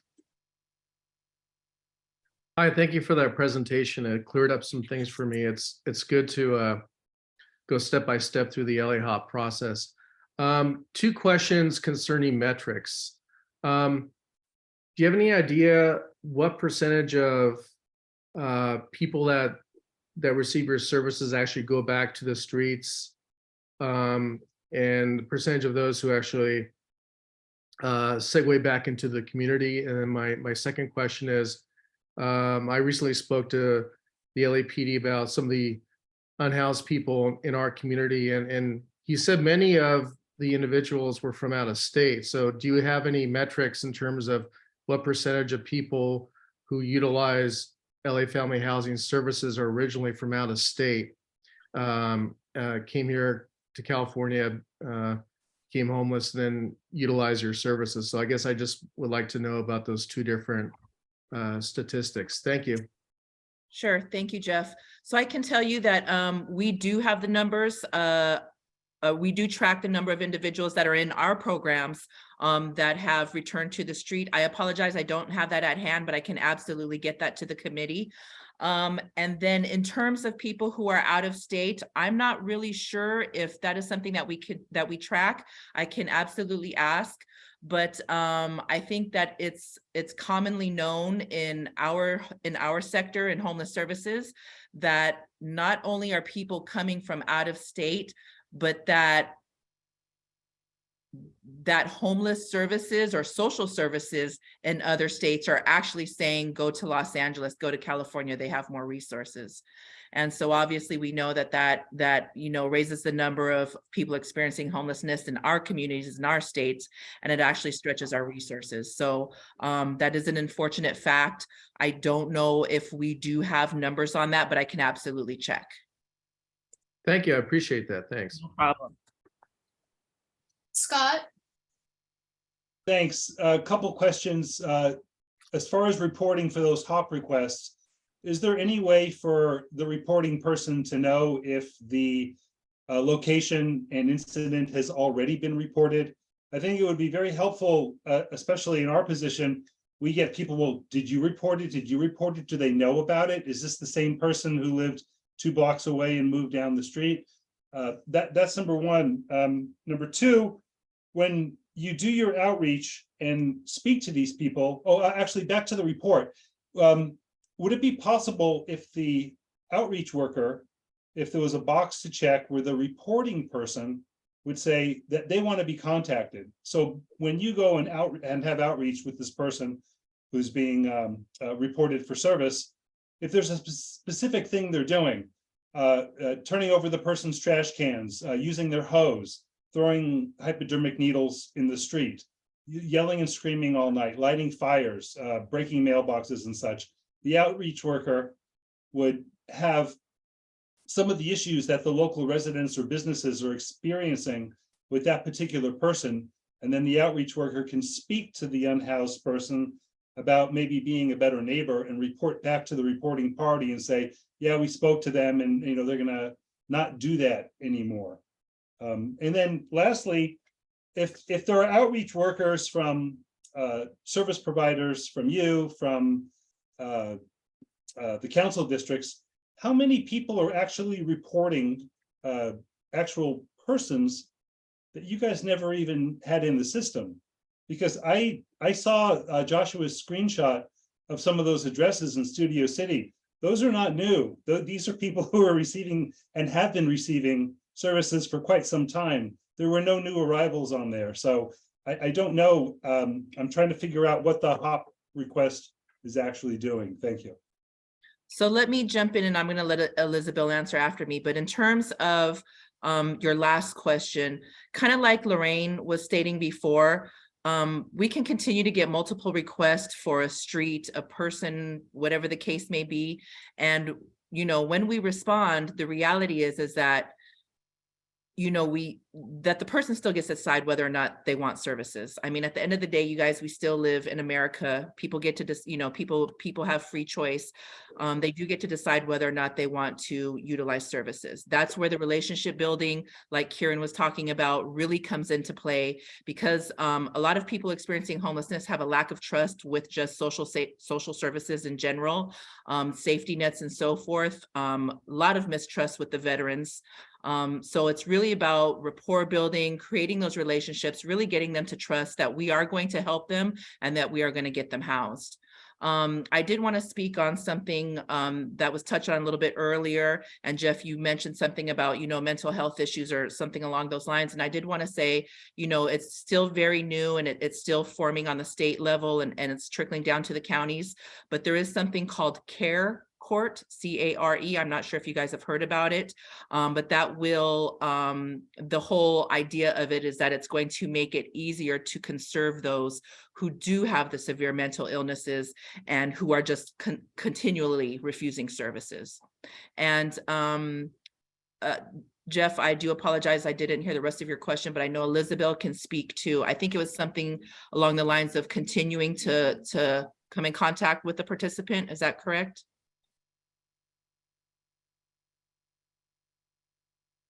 Jeff? I think she means Scott. Oh, I'm sorry. Was that Scott who was asking the question? Scott was wanting to know if others, They all look alike. there was sharing reporting, or if there's a way to know if others have reported it. Yeah, within the LA HOP, we have the coordinators have a duplication, they're able to see and go back to, it's often that we receive a request and they'll go back into the system to kind of just put in the same address or the same person, and we can see if it's been requested before.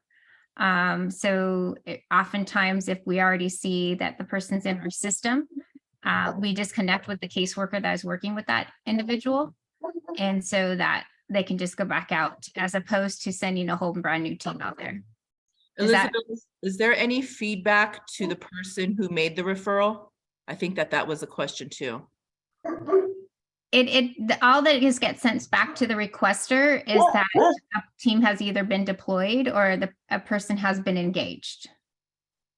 Because of HIPAA, It does have to do with HIPAA and confidentiality. Unfortunately, we can't share too much. I mean, most of the times, unless we have a release of information, we can't even confirm or deny that someone is working with us. Ira? Yes. Okay. I'm trying to figure out how to phrase this question because it's a genuine question. I'm not trying to instigate a heated discussion here. I'm very curious legitimately as to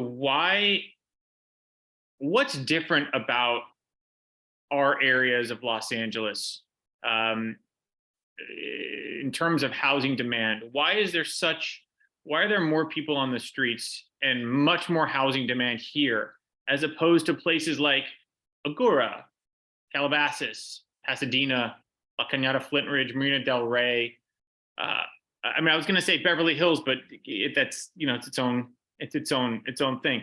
What, having been on the streets, having interacted with a lot of unhoused individuals, and what's the difference? Why these areas and not the ones I mentioned? How are those areas able to not have as much of an issue? Thank you. I'm going to let Elizabeth speak to that. However, I do want to just say in LA County, we have a shortage of 500,000 units, period. That goes for all of us who are on this call competing with each other for housing. That doesn't include that. Now we're not even talking about affordable housing. So I think that, you know, it was Lorraine who mentioned before where, you know, while we had just, you know, we weren't building anything. And she was correct. This is years and years of buildup of not planning properly, not spending the dollars where it needed to go to, not investing in prevention programs. And here we are. In addition to other states, you know, and other counties sending their people our way. It's just exacerbated our resources. I can tell you right now, I was in a call with LASA the other day, and it doesn't really feel like it to the community, but we are actually in exciting times because more money has been pushed into our system. But we have, I apologize, I don't remember the number of buildings, but I do know by the end of January 2023, we will have an additional 2,000, I think it was 2,000 and some change beds available. But again, you guys, we have almost 69,000 people homeless in LA County. So you can see how, you know, 2,000 beds, 2,000 units is just a drop in the bucket. We can't build units fast enough. The system is working its best to the resources that we have. So I can tell you that, you know, my department, I oversee all of the housing resources that come through SPA 2, and you know, we match them within 3 days.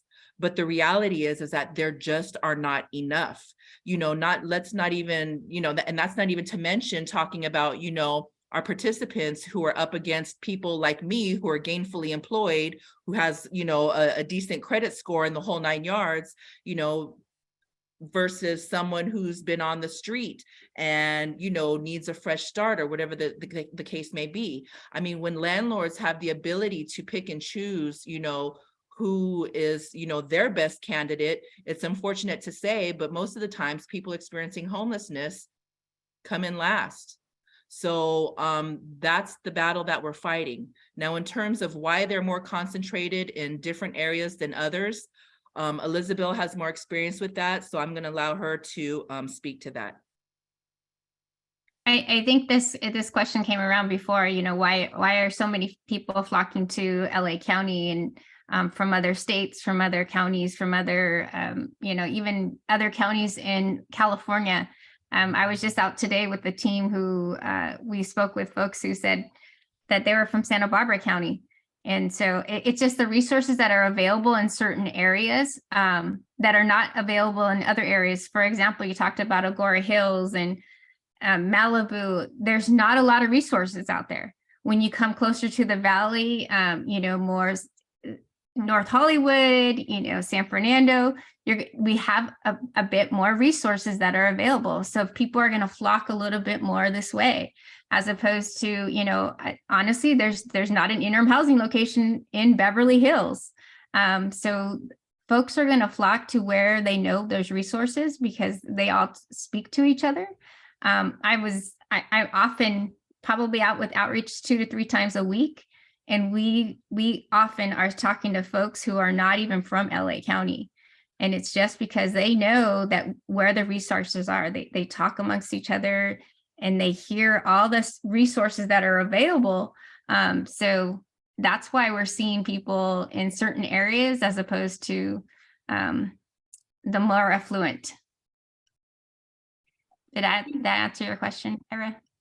When you say Yeah. resources, are you talking about actual housing or are you talking about food and showers and things like that that make them comfortable living on the street. You know what I'm saying? I That think was all going to of be it. my question, Julie, it- because it- that's a little confusing, because resources, but then we're hearing that there's not enough housing, but then you guys are talking about resources, and I think So therein lies resources, yes. some of the So- frustration that you're hearing from callers or other people, like what is actually the kind of, what are the barriers and what is actually happening? And I know that there's multiple buckets to this. Yeah, so definitely the barriers is lack of housing, right? We're all on the same page with that. There's definitely barriers of lack of housing. So resources of, yes, Julie mentioned, we have food, different food locations, food pantry locations, different shower locations, and then being able to have like our access centers, which have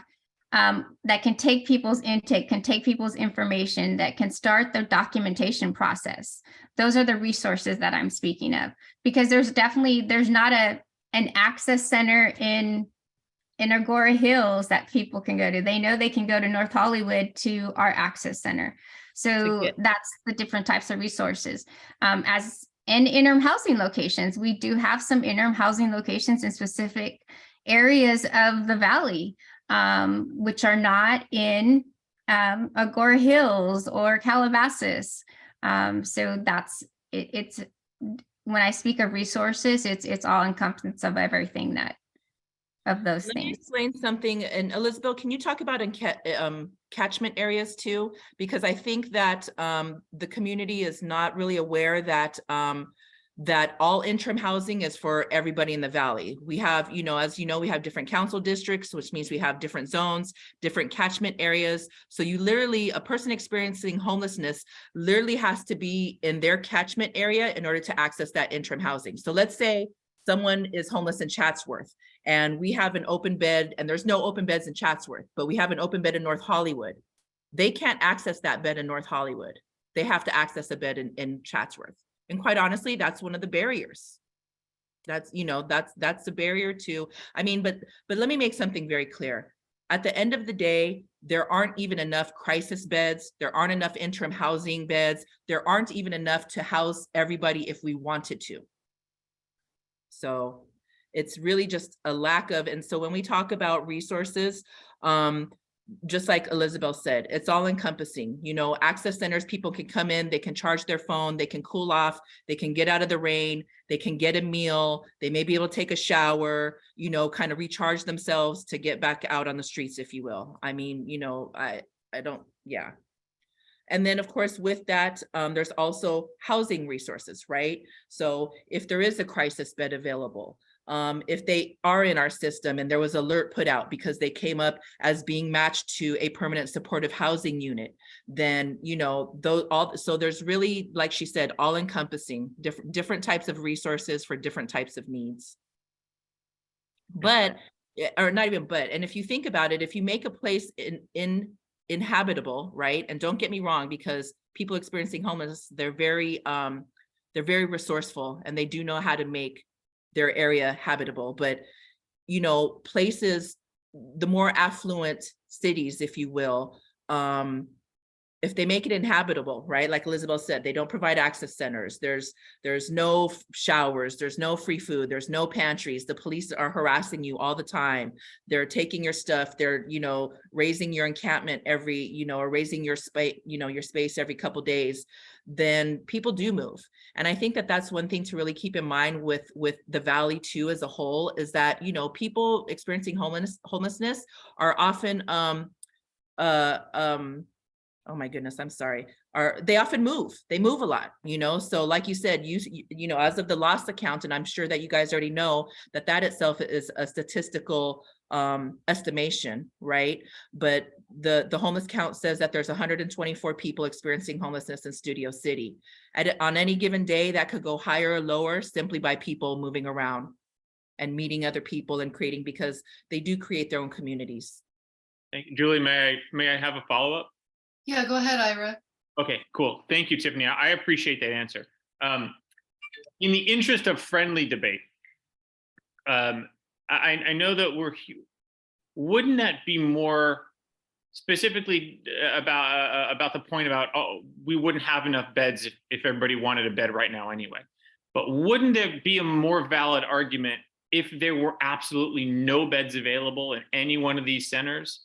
Because we're constantly hearing, and I don't doubt this, right? But we're constantly hearing that if everybody wanted a bed, there's not enough beds, there's not enough housing, right? However, we're also hearing that there are X number of beds that are not being used in this facility, which kind of dilutes that original argument, right? So let me say this. So, yeah. So that's where we need your guys' help to help us advocate to erase catchment areas, because you're absolutely right. Our crisis beds in every spa in every county should be at capacity every single night. That's how I see it. But they're not. And it's because, sometimes it's because of red tape. Sometimes it's because, people are refusing services. But really, when we're talking about giving everybody the services who are requesting it, that's where we need to eliminate some barriers. And listen, we are not a perfect system. I've been working in the system for about 2.5 years now, and I absolutely see that sometimes the system itself is a barrier. And so we're constantly working to remove those and to get better. That's great. That I think is something that would, in my opinion, warrant a agenda item to discuss that particular point. So I would say, yeah, absolutely. In terms of, you guys being the neighborhood council, and if you guys have any recommendations to council districts and so forth, maybe, and Elizabeth and her team are far more experienced in this than myself, but I am familiar with catchment areas and how they keep people out of places that do have available space. And that is contradictory to what we're trying to accomplish here. So. Have you spoken to the council members about this? And is there any momentum there, or any support or opposition? What is their position about that? Elizabeth, you want to jump in? She works very closely with the council districts. So the council districts have decided that they would like to oversee the different catchment areas in their specific cities or districts. For example, with the tiny homes, there's different, you have to live within stay within a certain location for at least 6 months in order to get into a tiny home in that specific area. So it's been an ongoing conversation for us, especially with outreach, because they're the boots on the ground trying to get these folks indoors. And it's very difficult if someone is out of an catchment area and there is a bed available. And it's an ongoing conversation to help the council districts understand that they need to open up or completely delete the catchments. And just to clarify what you just said, a person would have to be homeless in Studio City for 6 months before they can get in the tiny home? The catchment is a certain area within a few miles of each other that they have. Let's say Chandler, there's tiny homes Chandler, and there's a certain area around Chandler that they have to live within for 6 months in order to be matched to Chandler. And they have to be, within a certain council district in order to be matched to a tiny home. So if I lost my my apartment or whatever, and I had nowhere to live, and could I come directly to you within a few days and get shelter, or am I just on the street and I have to survive for 6 months before you can place me? Is that what you're saying? Is that there's no immediate help for somebody who knows they're becoming homeless? You could know you're homeless next week and be looking for shelter. So we do have available crisis beds if they're available, and if there's open beds, and that would be the first opportunity if you happen to become homeless next week. But there are catchment requirements around every interim housing location within our service planning area too. Okay. Jeff, your hand's been raised. Go ahead. Yeah, I was just curious about the whole catchment program. What is this rule? Is it a city council rule? And are there specific catchment areas in each council district? Is that what's going on? So the city council's meant, like, say the tiny homes at Chandler, as a requirement for having them there. I guess CD2 would put certain catchment restrictions on who can avail themselves of those open beds. Is that what, so it's a rule that the city council laid out, and then therefore the city council has to change that rule? It is a requirement that the city councils have rolled out in different, for each city council, depending if they have an interim housing location or a tiny home. So it's kind of shelter specific. Yes. So it's not like there's a CD2 catchment area just for people within CD2. It's basically there's a shelter X over here, and they have specific rules governing who goes there. And then there's a Y one over here, and they have different.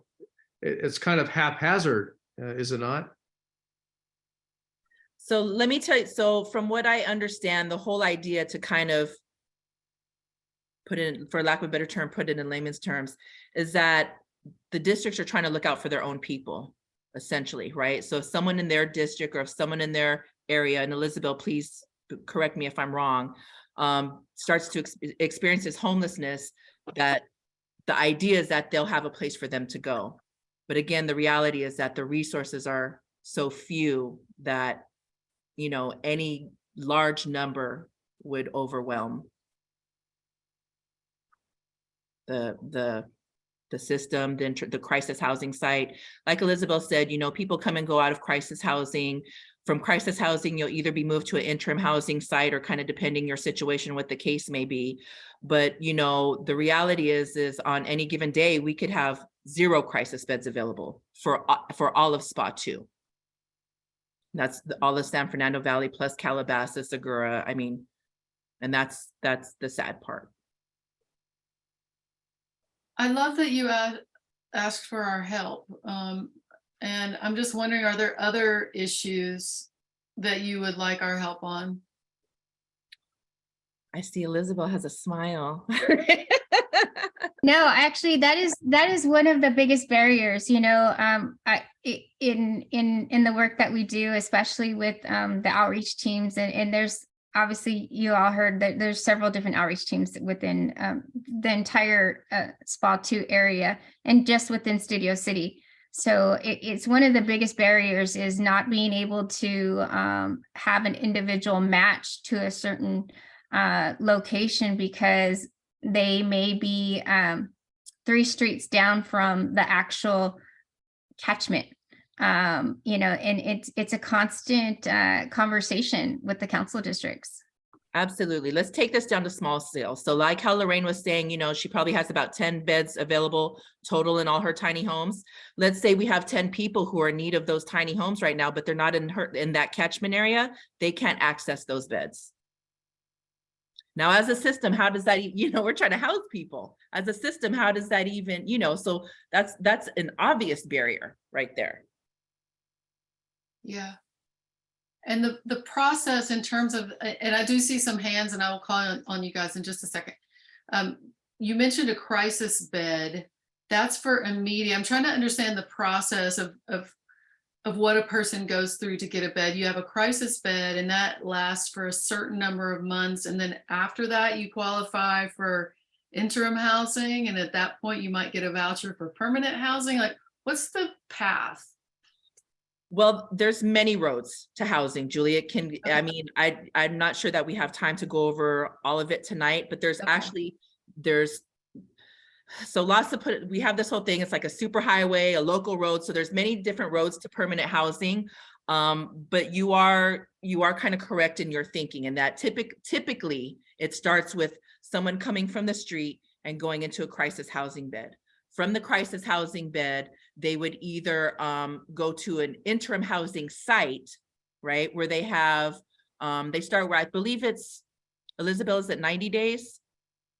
or I think it's 90 days now. So once they get to an interim housing site, they're assigned, and just so you know, there was a huge system change with LAHSA, and we're actually going through it right now to where now every person who's at an interim housing site will be assigned a housing navigator. We were finding that once people got to the interim housing site, they were getting comfortable, and we were bottlenecking right there. So we do have a process, we do have a timeline, we do, people who are in interim housing have to be working towards securing permanent housing. That's what our program is all about in terms of housing navigation. And so that's what they have to do to remain housed in interim housing. They have to be actively involved. Someone said something about, I think it was you, Julie, who talked about becoming homeless. Just so everybody does or is aware, LA Family Housing does have a prevention program. So if you need to share that, or please know that we do have a prevention program. I'll have to be honest, that's not my department. I'm not 100% familiar with it, but we do. So if I can absolutely find out some information, so you can put that on your website as well. So That's a great point. We have a flyer, and I can send to Tiffany. Right. And we also have what's called problem solving. So let's say that, people aren't quite on the street yet, they're experiencing some issues.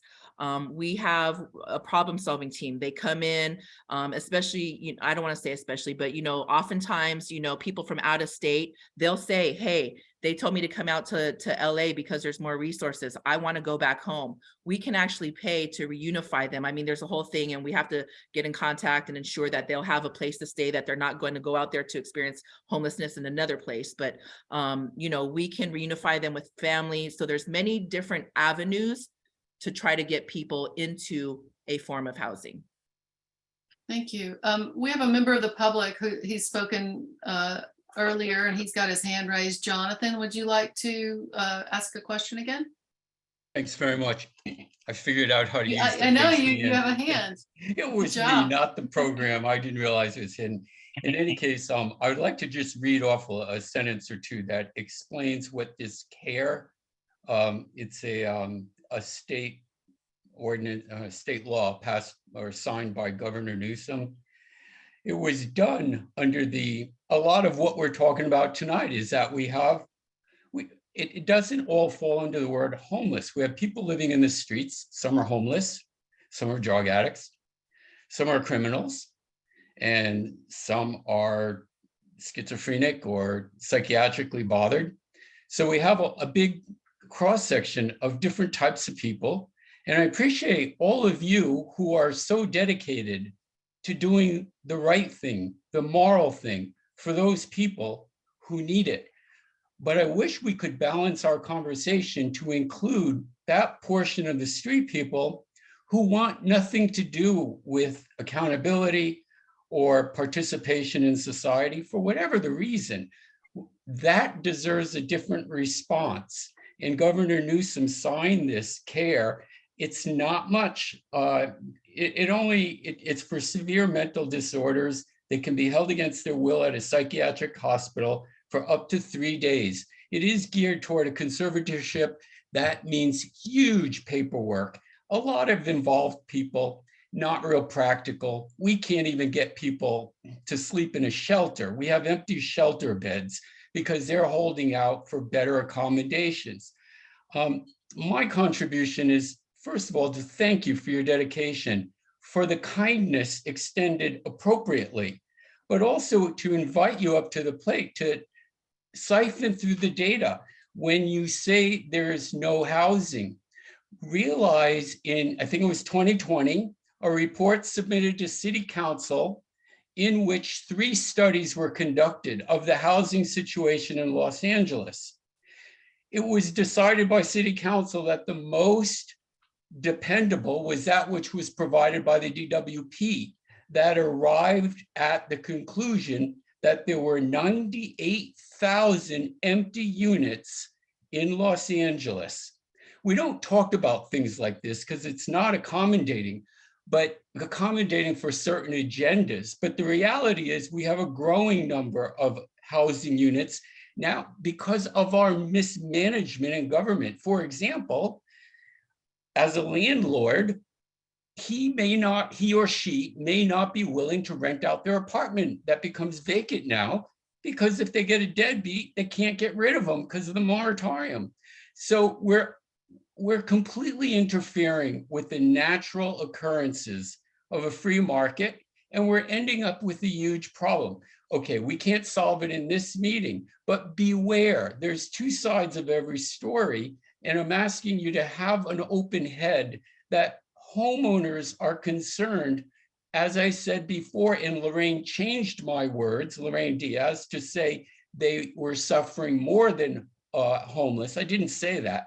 I said that they are suffering because they can't depend on their natural instinct to understand when they look at a person in front of a grocery or a library, whether it's a person you can trust or not to trust, because our natural instincts are unraveled by homelessness, who understandably may not be clean, but that doesn't mean they can't be trusted upon. But you can't know if they're psychotic.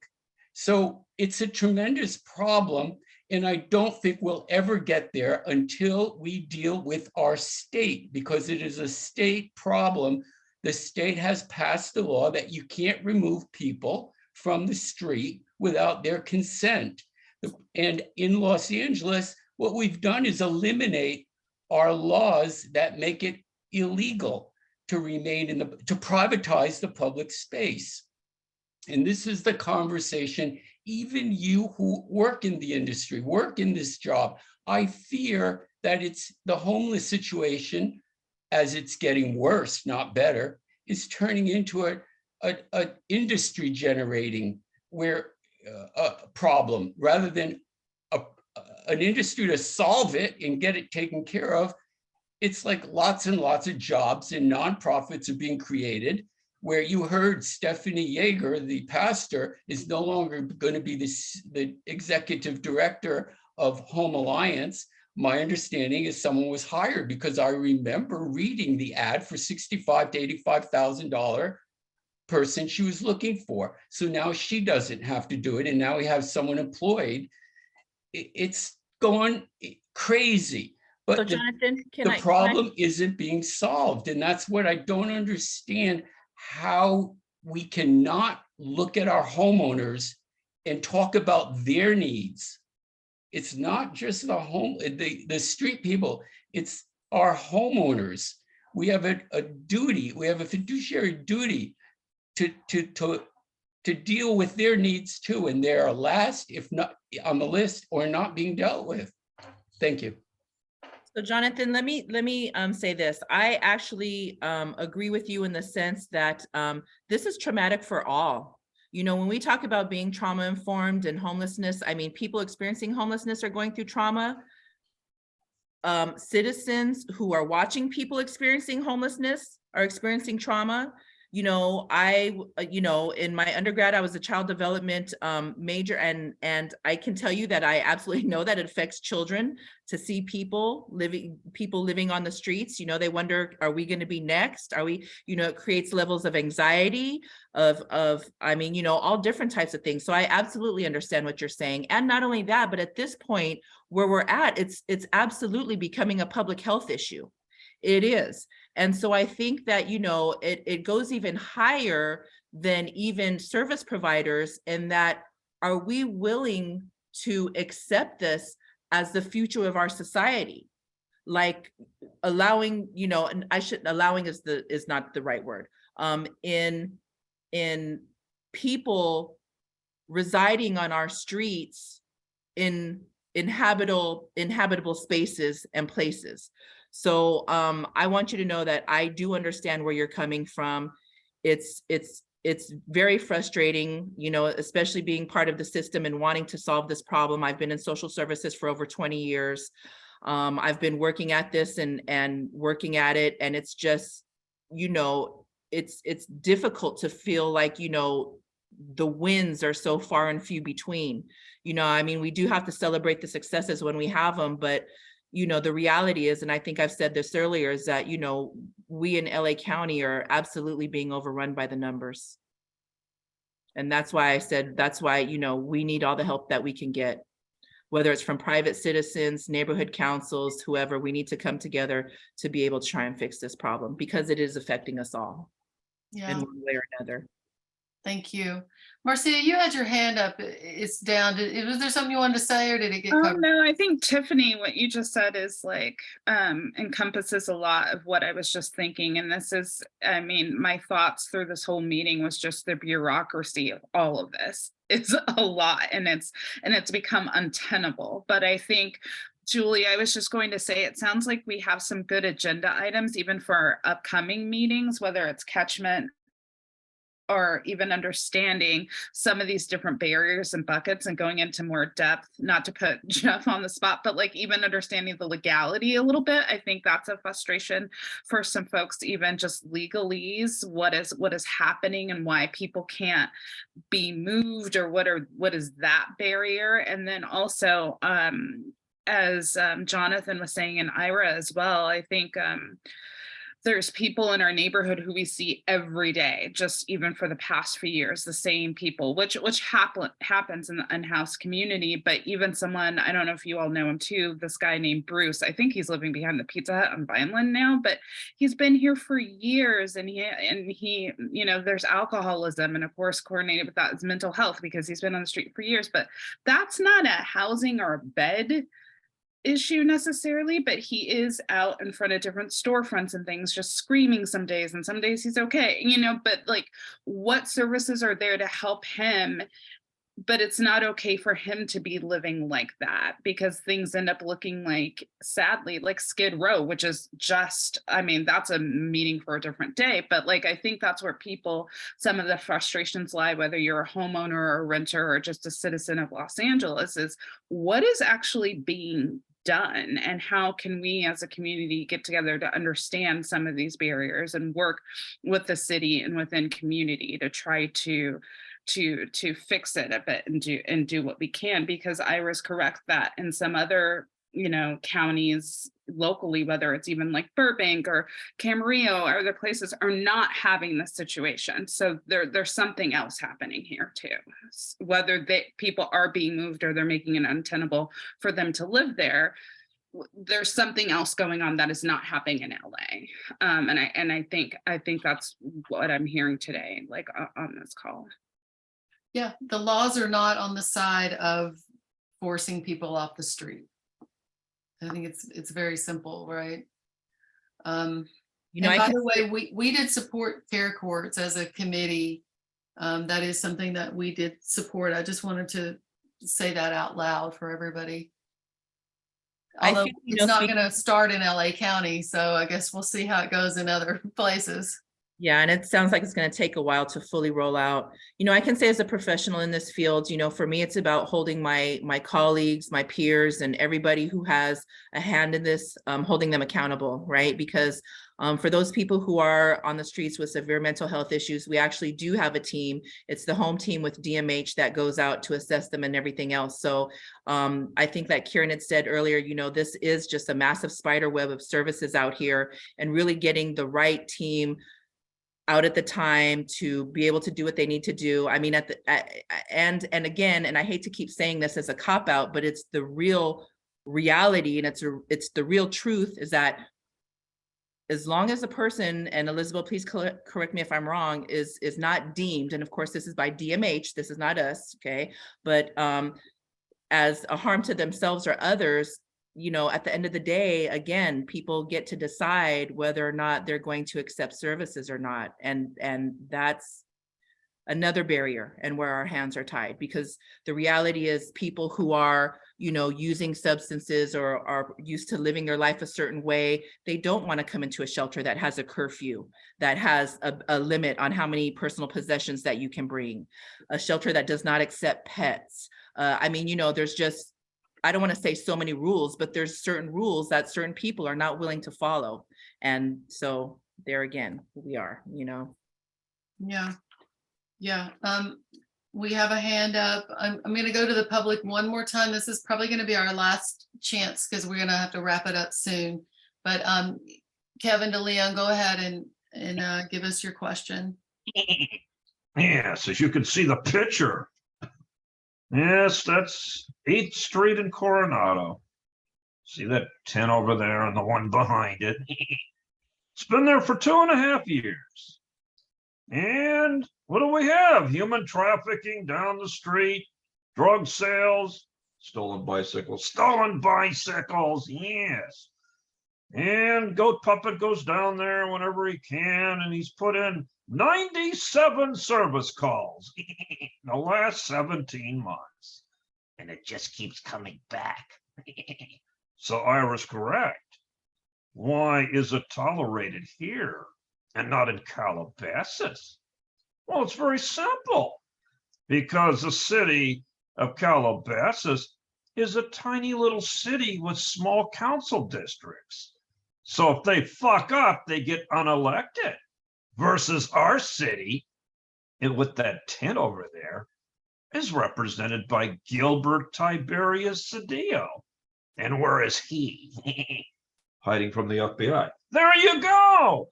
Too many council districts are too fucking large. One council district is 6 times the size of the whole city of Calabasas.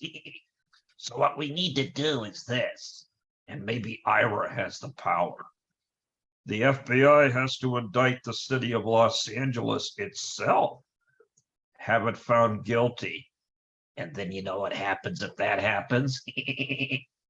Oh my God, it would take away their charter. The charter would be gone and the whole city would be unincorporated. And we would be free to form our own cities any way we like.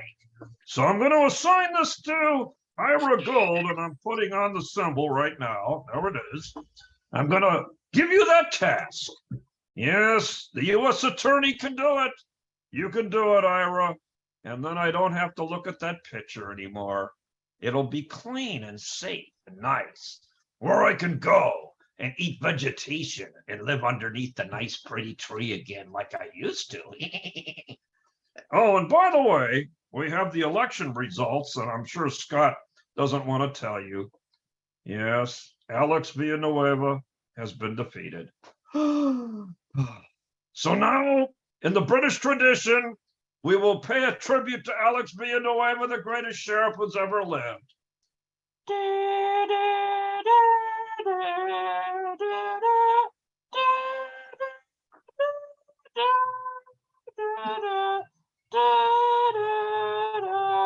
All right, can we wrap it up? Do you have anything else to say? All right, thank you, Kevin DeLeon. I have a couple of quick questions. I want to respect your time and let you guys get out of here. This has been just a wonderful conversation, and I really appreciate you. I have a couple of like maybe dumb questions, but first of all, when we put in a request to My 311 for a homeless encampment, who answers that? It's different than LA Hop, but it also takes homeless requests. Do we know, or reports? Are you speaking of 211 or? There's a My 311. If you go on that, there is a portal to report a homeless encampment. I'm not familiar with 311. I'm familiar with 211. Yeah, I've never heard of 311 either. We know about 211. It's a My 311 portal. And My 311 service request. I mean, you can do like bulk items, you can report graffiti, things like that. But you can also report it's LA City, and what they do is they farm it out to the particular jurisdiction. In other words, it's a bureau of lighting, then they will deal with the burnout bulbs, and then potholes go to a different area. Homeless encampments go to outreach and sanitation. So I think it's the LA City kind of orchestrates who it goes to. Okay. And then can you just clarify your relationship to LASA and how do y'all work together? I know that's probably a long question too, but can you give us just the basics of that? So they are our funder. We have a contract with them, or they gave us a contract, and we work with them Well, several ways. So first of all, there are funders, so they tell us, you know, what we need to do and give us our outcomes. But they also have outreach teams, and they also have teams themselves. So I'm not sure if Elizabeth can make this shorter, but I mean, essentially just kind of like how you heard with the council districts, because the problem is so large, and, you know, certain people are starting to get their own funding streams now. So like council districts have money, they have some outreach teams. LASA has some teams, we have some teams. So in our relationship with LASA, they are our funder. But we also do, Elizabeth, can you speak to how we work with their outreach teams? Yeah, so they have several different outreach teams within, you know, Service Planning Area 2 and specifically more Studio City. So they're not multidisciplinary teams, though. They're just specifically outreach workers who help with doing similar things, providing food and water, and helping with documentation, and also providing information about what interim housing locations may be available, shelters that may be available. So we work with outreach coordination. All the outreach teams work together to kind of cover certain areas of all the service planning areas. And they are county. And what is your jurisdiction exactly? No, Just so- service plan. I'm sorry. So LASA is actually a joint authority. They're county and city. Okay, they're joint authority. Correct. And what is your jurisdiction exactly? We No, cover the well- service planning area of 2, which concludes San Fernando, all of San Fernando Valley, Santa Clarita Valley, Burbank, and Glendale. Okay, so you're SPA 2, that's right. Okay, I feel like I had one more question, but I can't think of it right now. Does anybody else have any final questions for our generous panelists tonight? And I know Julie has my email address, so if you can't think of one now, please feel free to reach out to me. I'll be more than happy to answer any questions. Like I said, help you guys with links on your website or get you the information that you need.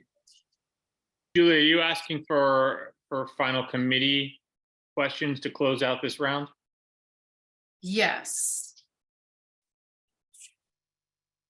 Yes, I do see we have a hand from a member of the public. I'm going to give you an opportunity, but only if you please keep it super brief, okay? Because we're having to open it back up now at this point. So I'll give you an opportunity if you could please just keep it brief for us. Thank you. Go ahead, Jonathan. Thanks. Just on what you said for reporting homeless, always remember, if it's on Caltrans, you have to report it to the Caltrans portal. If you send it to the 311, because Caltrans is part of the state, 311 is a city and they don't forward it to Caltrans. So you got to use the portal for Caltrans. That's online.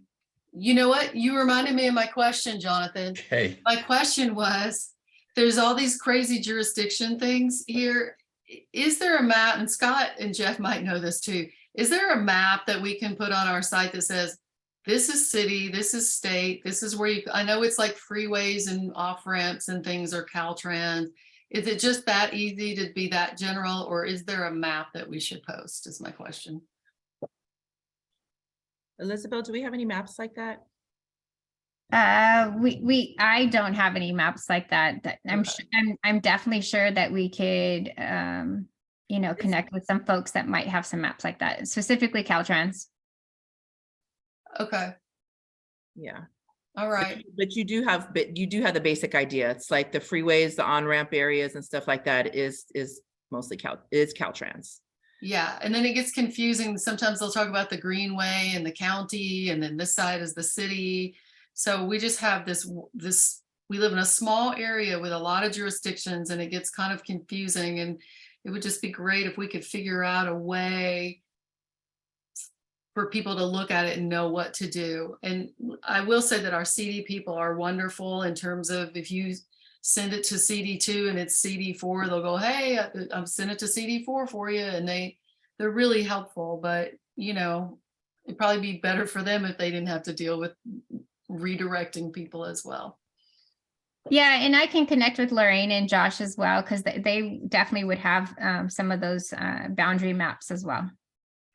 Okay, great.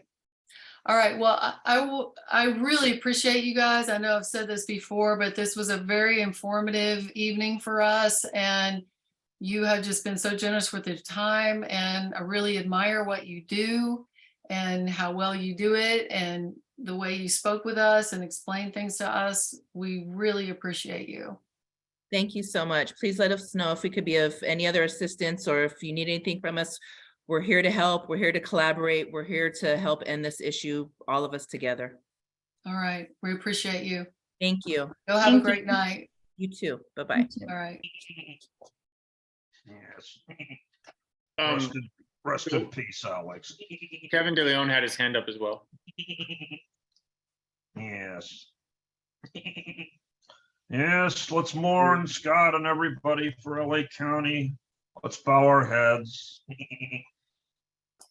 Dear God, let this new puppet sheriff asshole that just won, let us hope he continues the good work of Alex Villanueva. Let us hope that he remains independent of the corrupt city council and the board of supervisors. Thank you, Alex, for everything. And we hope that after they indict you on those phony charges, that we will be there to support you through your troubled time. Yes, God bless you, Alex Villanueva. You'll be sorely missed. Amen. Amen. God, Thank you very much. Oh, that was beautiful. All right, I'm going to move on to the next agenda item. I wanted to talk a little bit about our website, which we've touched upon.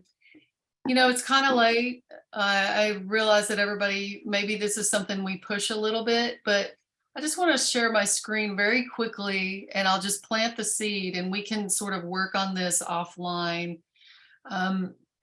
and be informed as well from our presentation tonight. Our website does have some very basic information in the Homeless Committee portal. I think it could be a lot better, and that could be on us to develop that. Let me just share my screen. I am not a person who does graphics and things, so my goal here was just to sort of write down a bunch of information, and we'll get somebody to format it for us. But, you know, as far as what we have on our website, I'd love it to perhaps start with, you know, services. Maybe it doesn't say food and services, but services. And I think another really good thing that was mentioned tonight was prevention might be something, you know, so that at the top of our site might be, how can we help people, as a focus of how can we call for help? How can people get help? These are our information. This is our information regarding that. And there was a couple of other things, like LA Family Housing had a location that I think should be added to this, a few things like that. Under that is reporting and knowing your jurisdiction, which is what I was getting at with the map. I have the information. We didn't talk about Caltrans at all tonight. It wasn't part of our agenda, but we did hear from Steve Ferguson last week about the customer service request, the CSR. You know, I put down our representatives, although some of them are leaving, so that'll need to be updated. And then we have the city of LA and the LA HOP, and then my 311, which now I'm wondering if we even want to promote that for homelessness. Maybe that's not the right move. But I do think the city stuff should probably go over the county stuff in terms of order. And then our representatives and maybe other useful contacts. So these were just my initial thoughts. They're pretty basic, but about what we could put on our website with accompanying links and possible graphics where we could guide people to our corner of the website and say, hey, this is a real easy way for you to figure out how to navigate what's going on. Does anybody want to comment on that, or is that something that we can just bring back a little later on our next meeting? I think this could be a fairly long discussion of all the stuff we can put on there. Yeah. I have some suggestions and stuff too, but that's like another 5 minutes. Well, I'll send this basic document around the horn. Let's all think about it, email me, I'll keep building it. Some of the basic stuff could go up sooner than later. I don't know if we have to really overthink putting up an LA Hop link or overthink putting up certain things, but in terms of a master design of how we want to present ourselves and be the most help, we could spend some more time on that. Anybody else have a comment about this? And if not, we'll just push that. Okay, well, I guess we'll go to agenda item 8 is discussion regarding potential topics for future meetings. Does anybody have anything to say about that? Go ahead, Ira. Yeah, I'd love to get that organization back, and I'd love to get some higher up representatives of CD2 and CD4. Because what I'd really like to discuss is this catchment issue.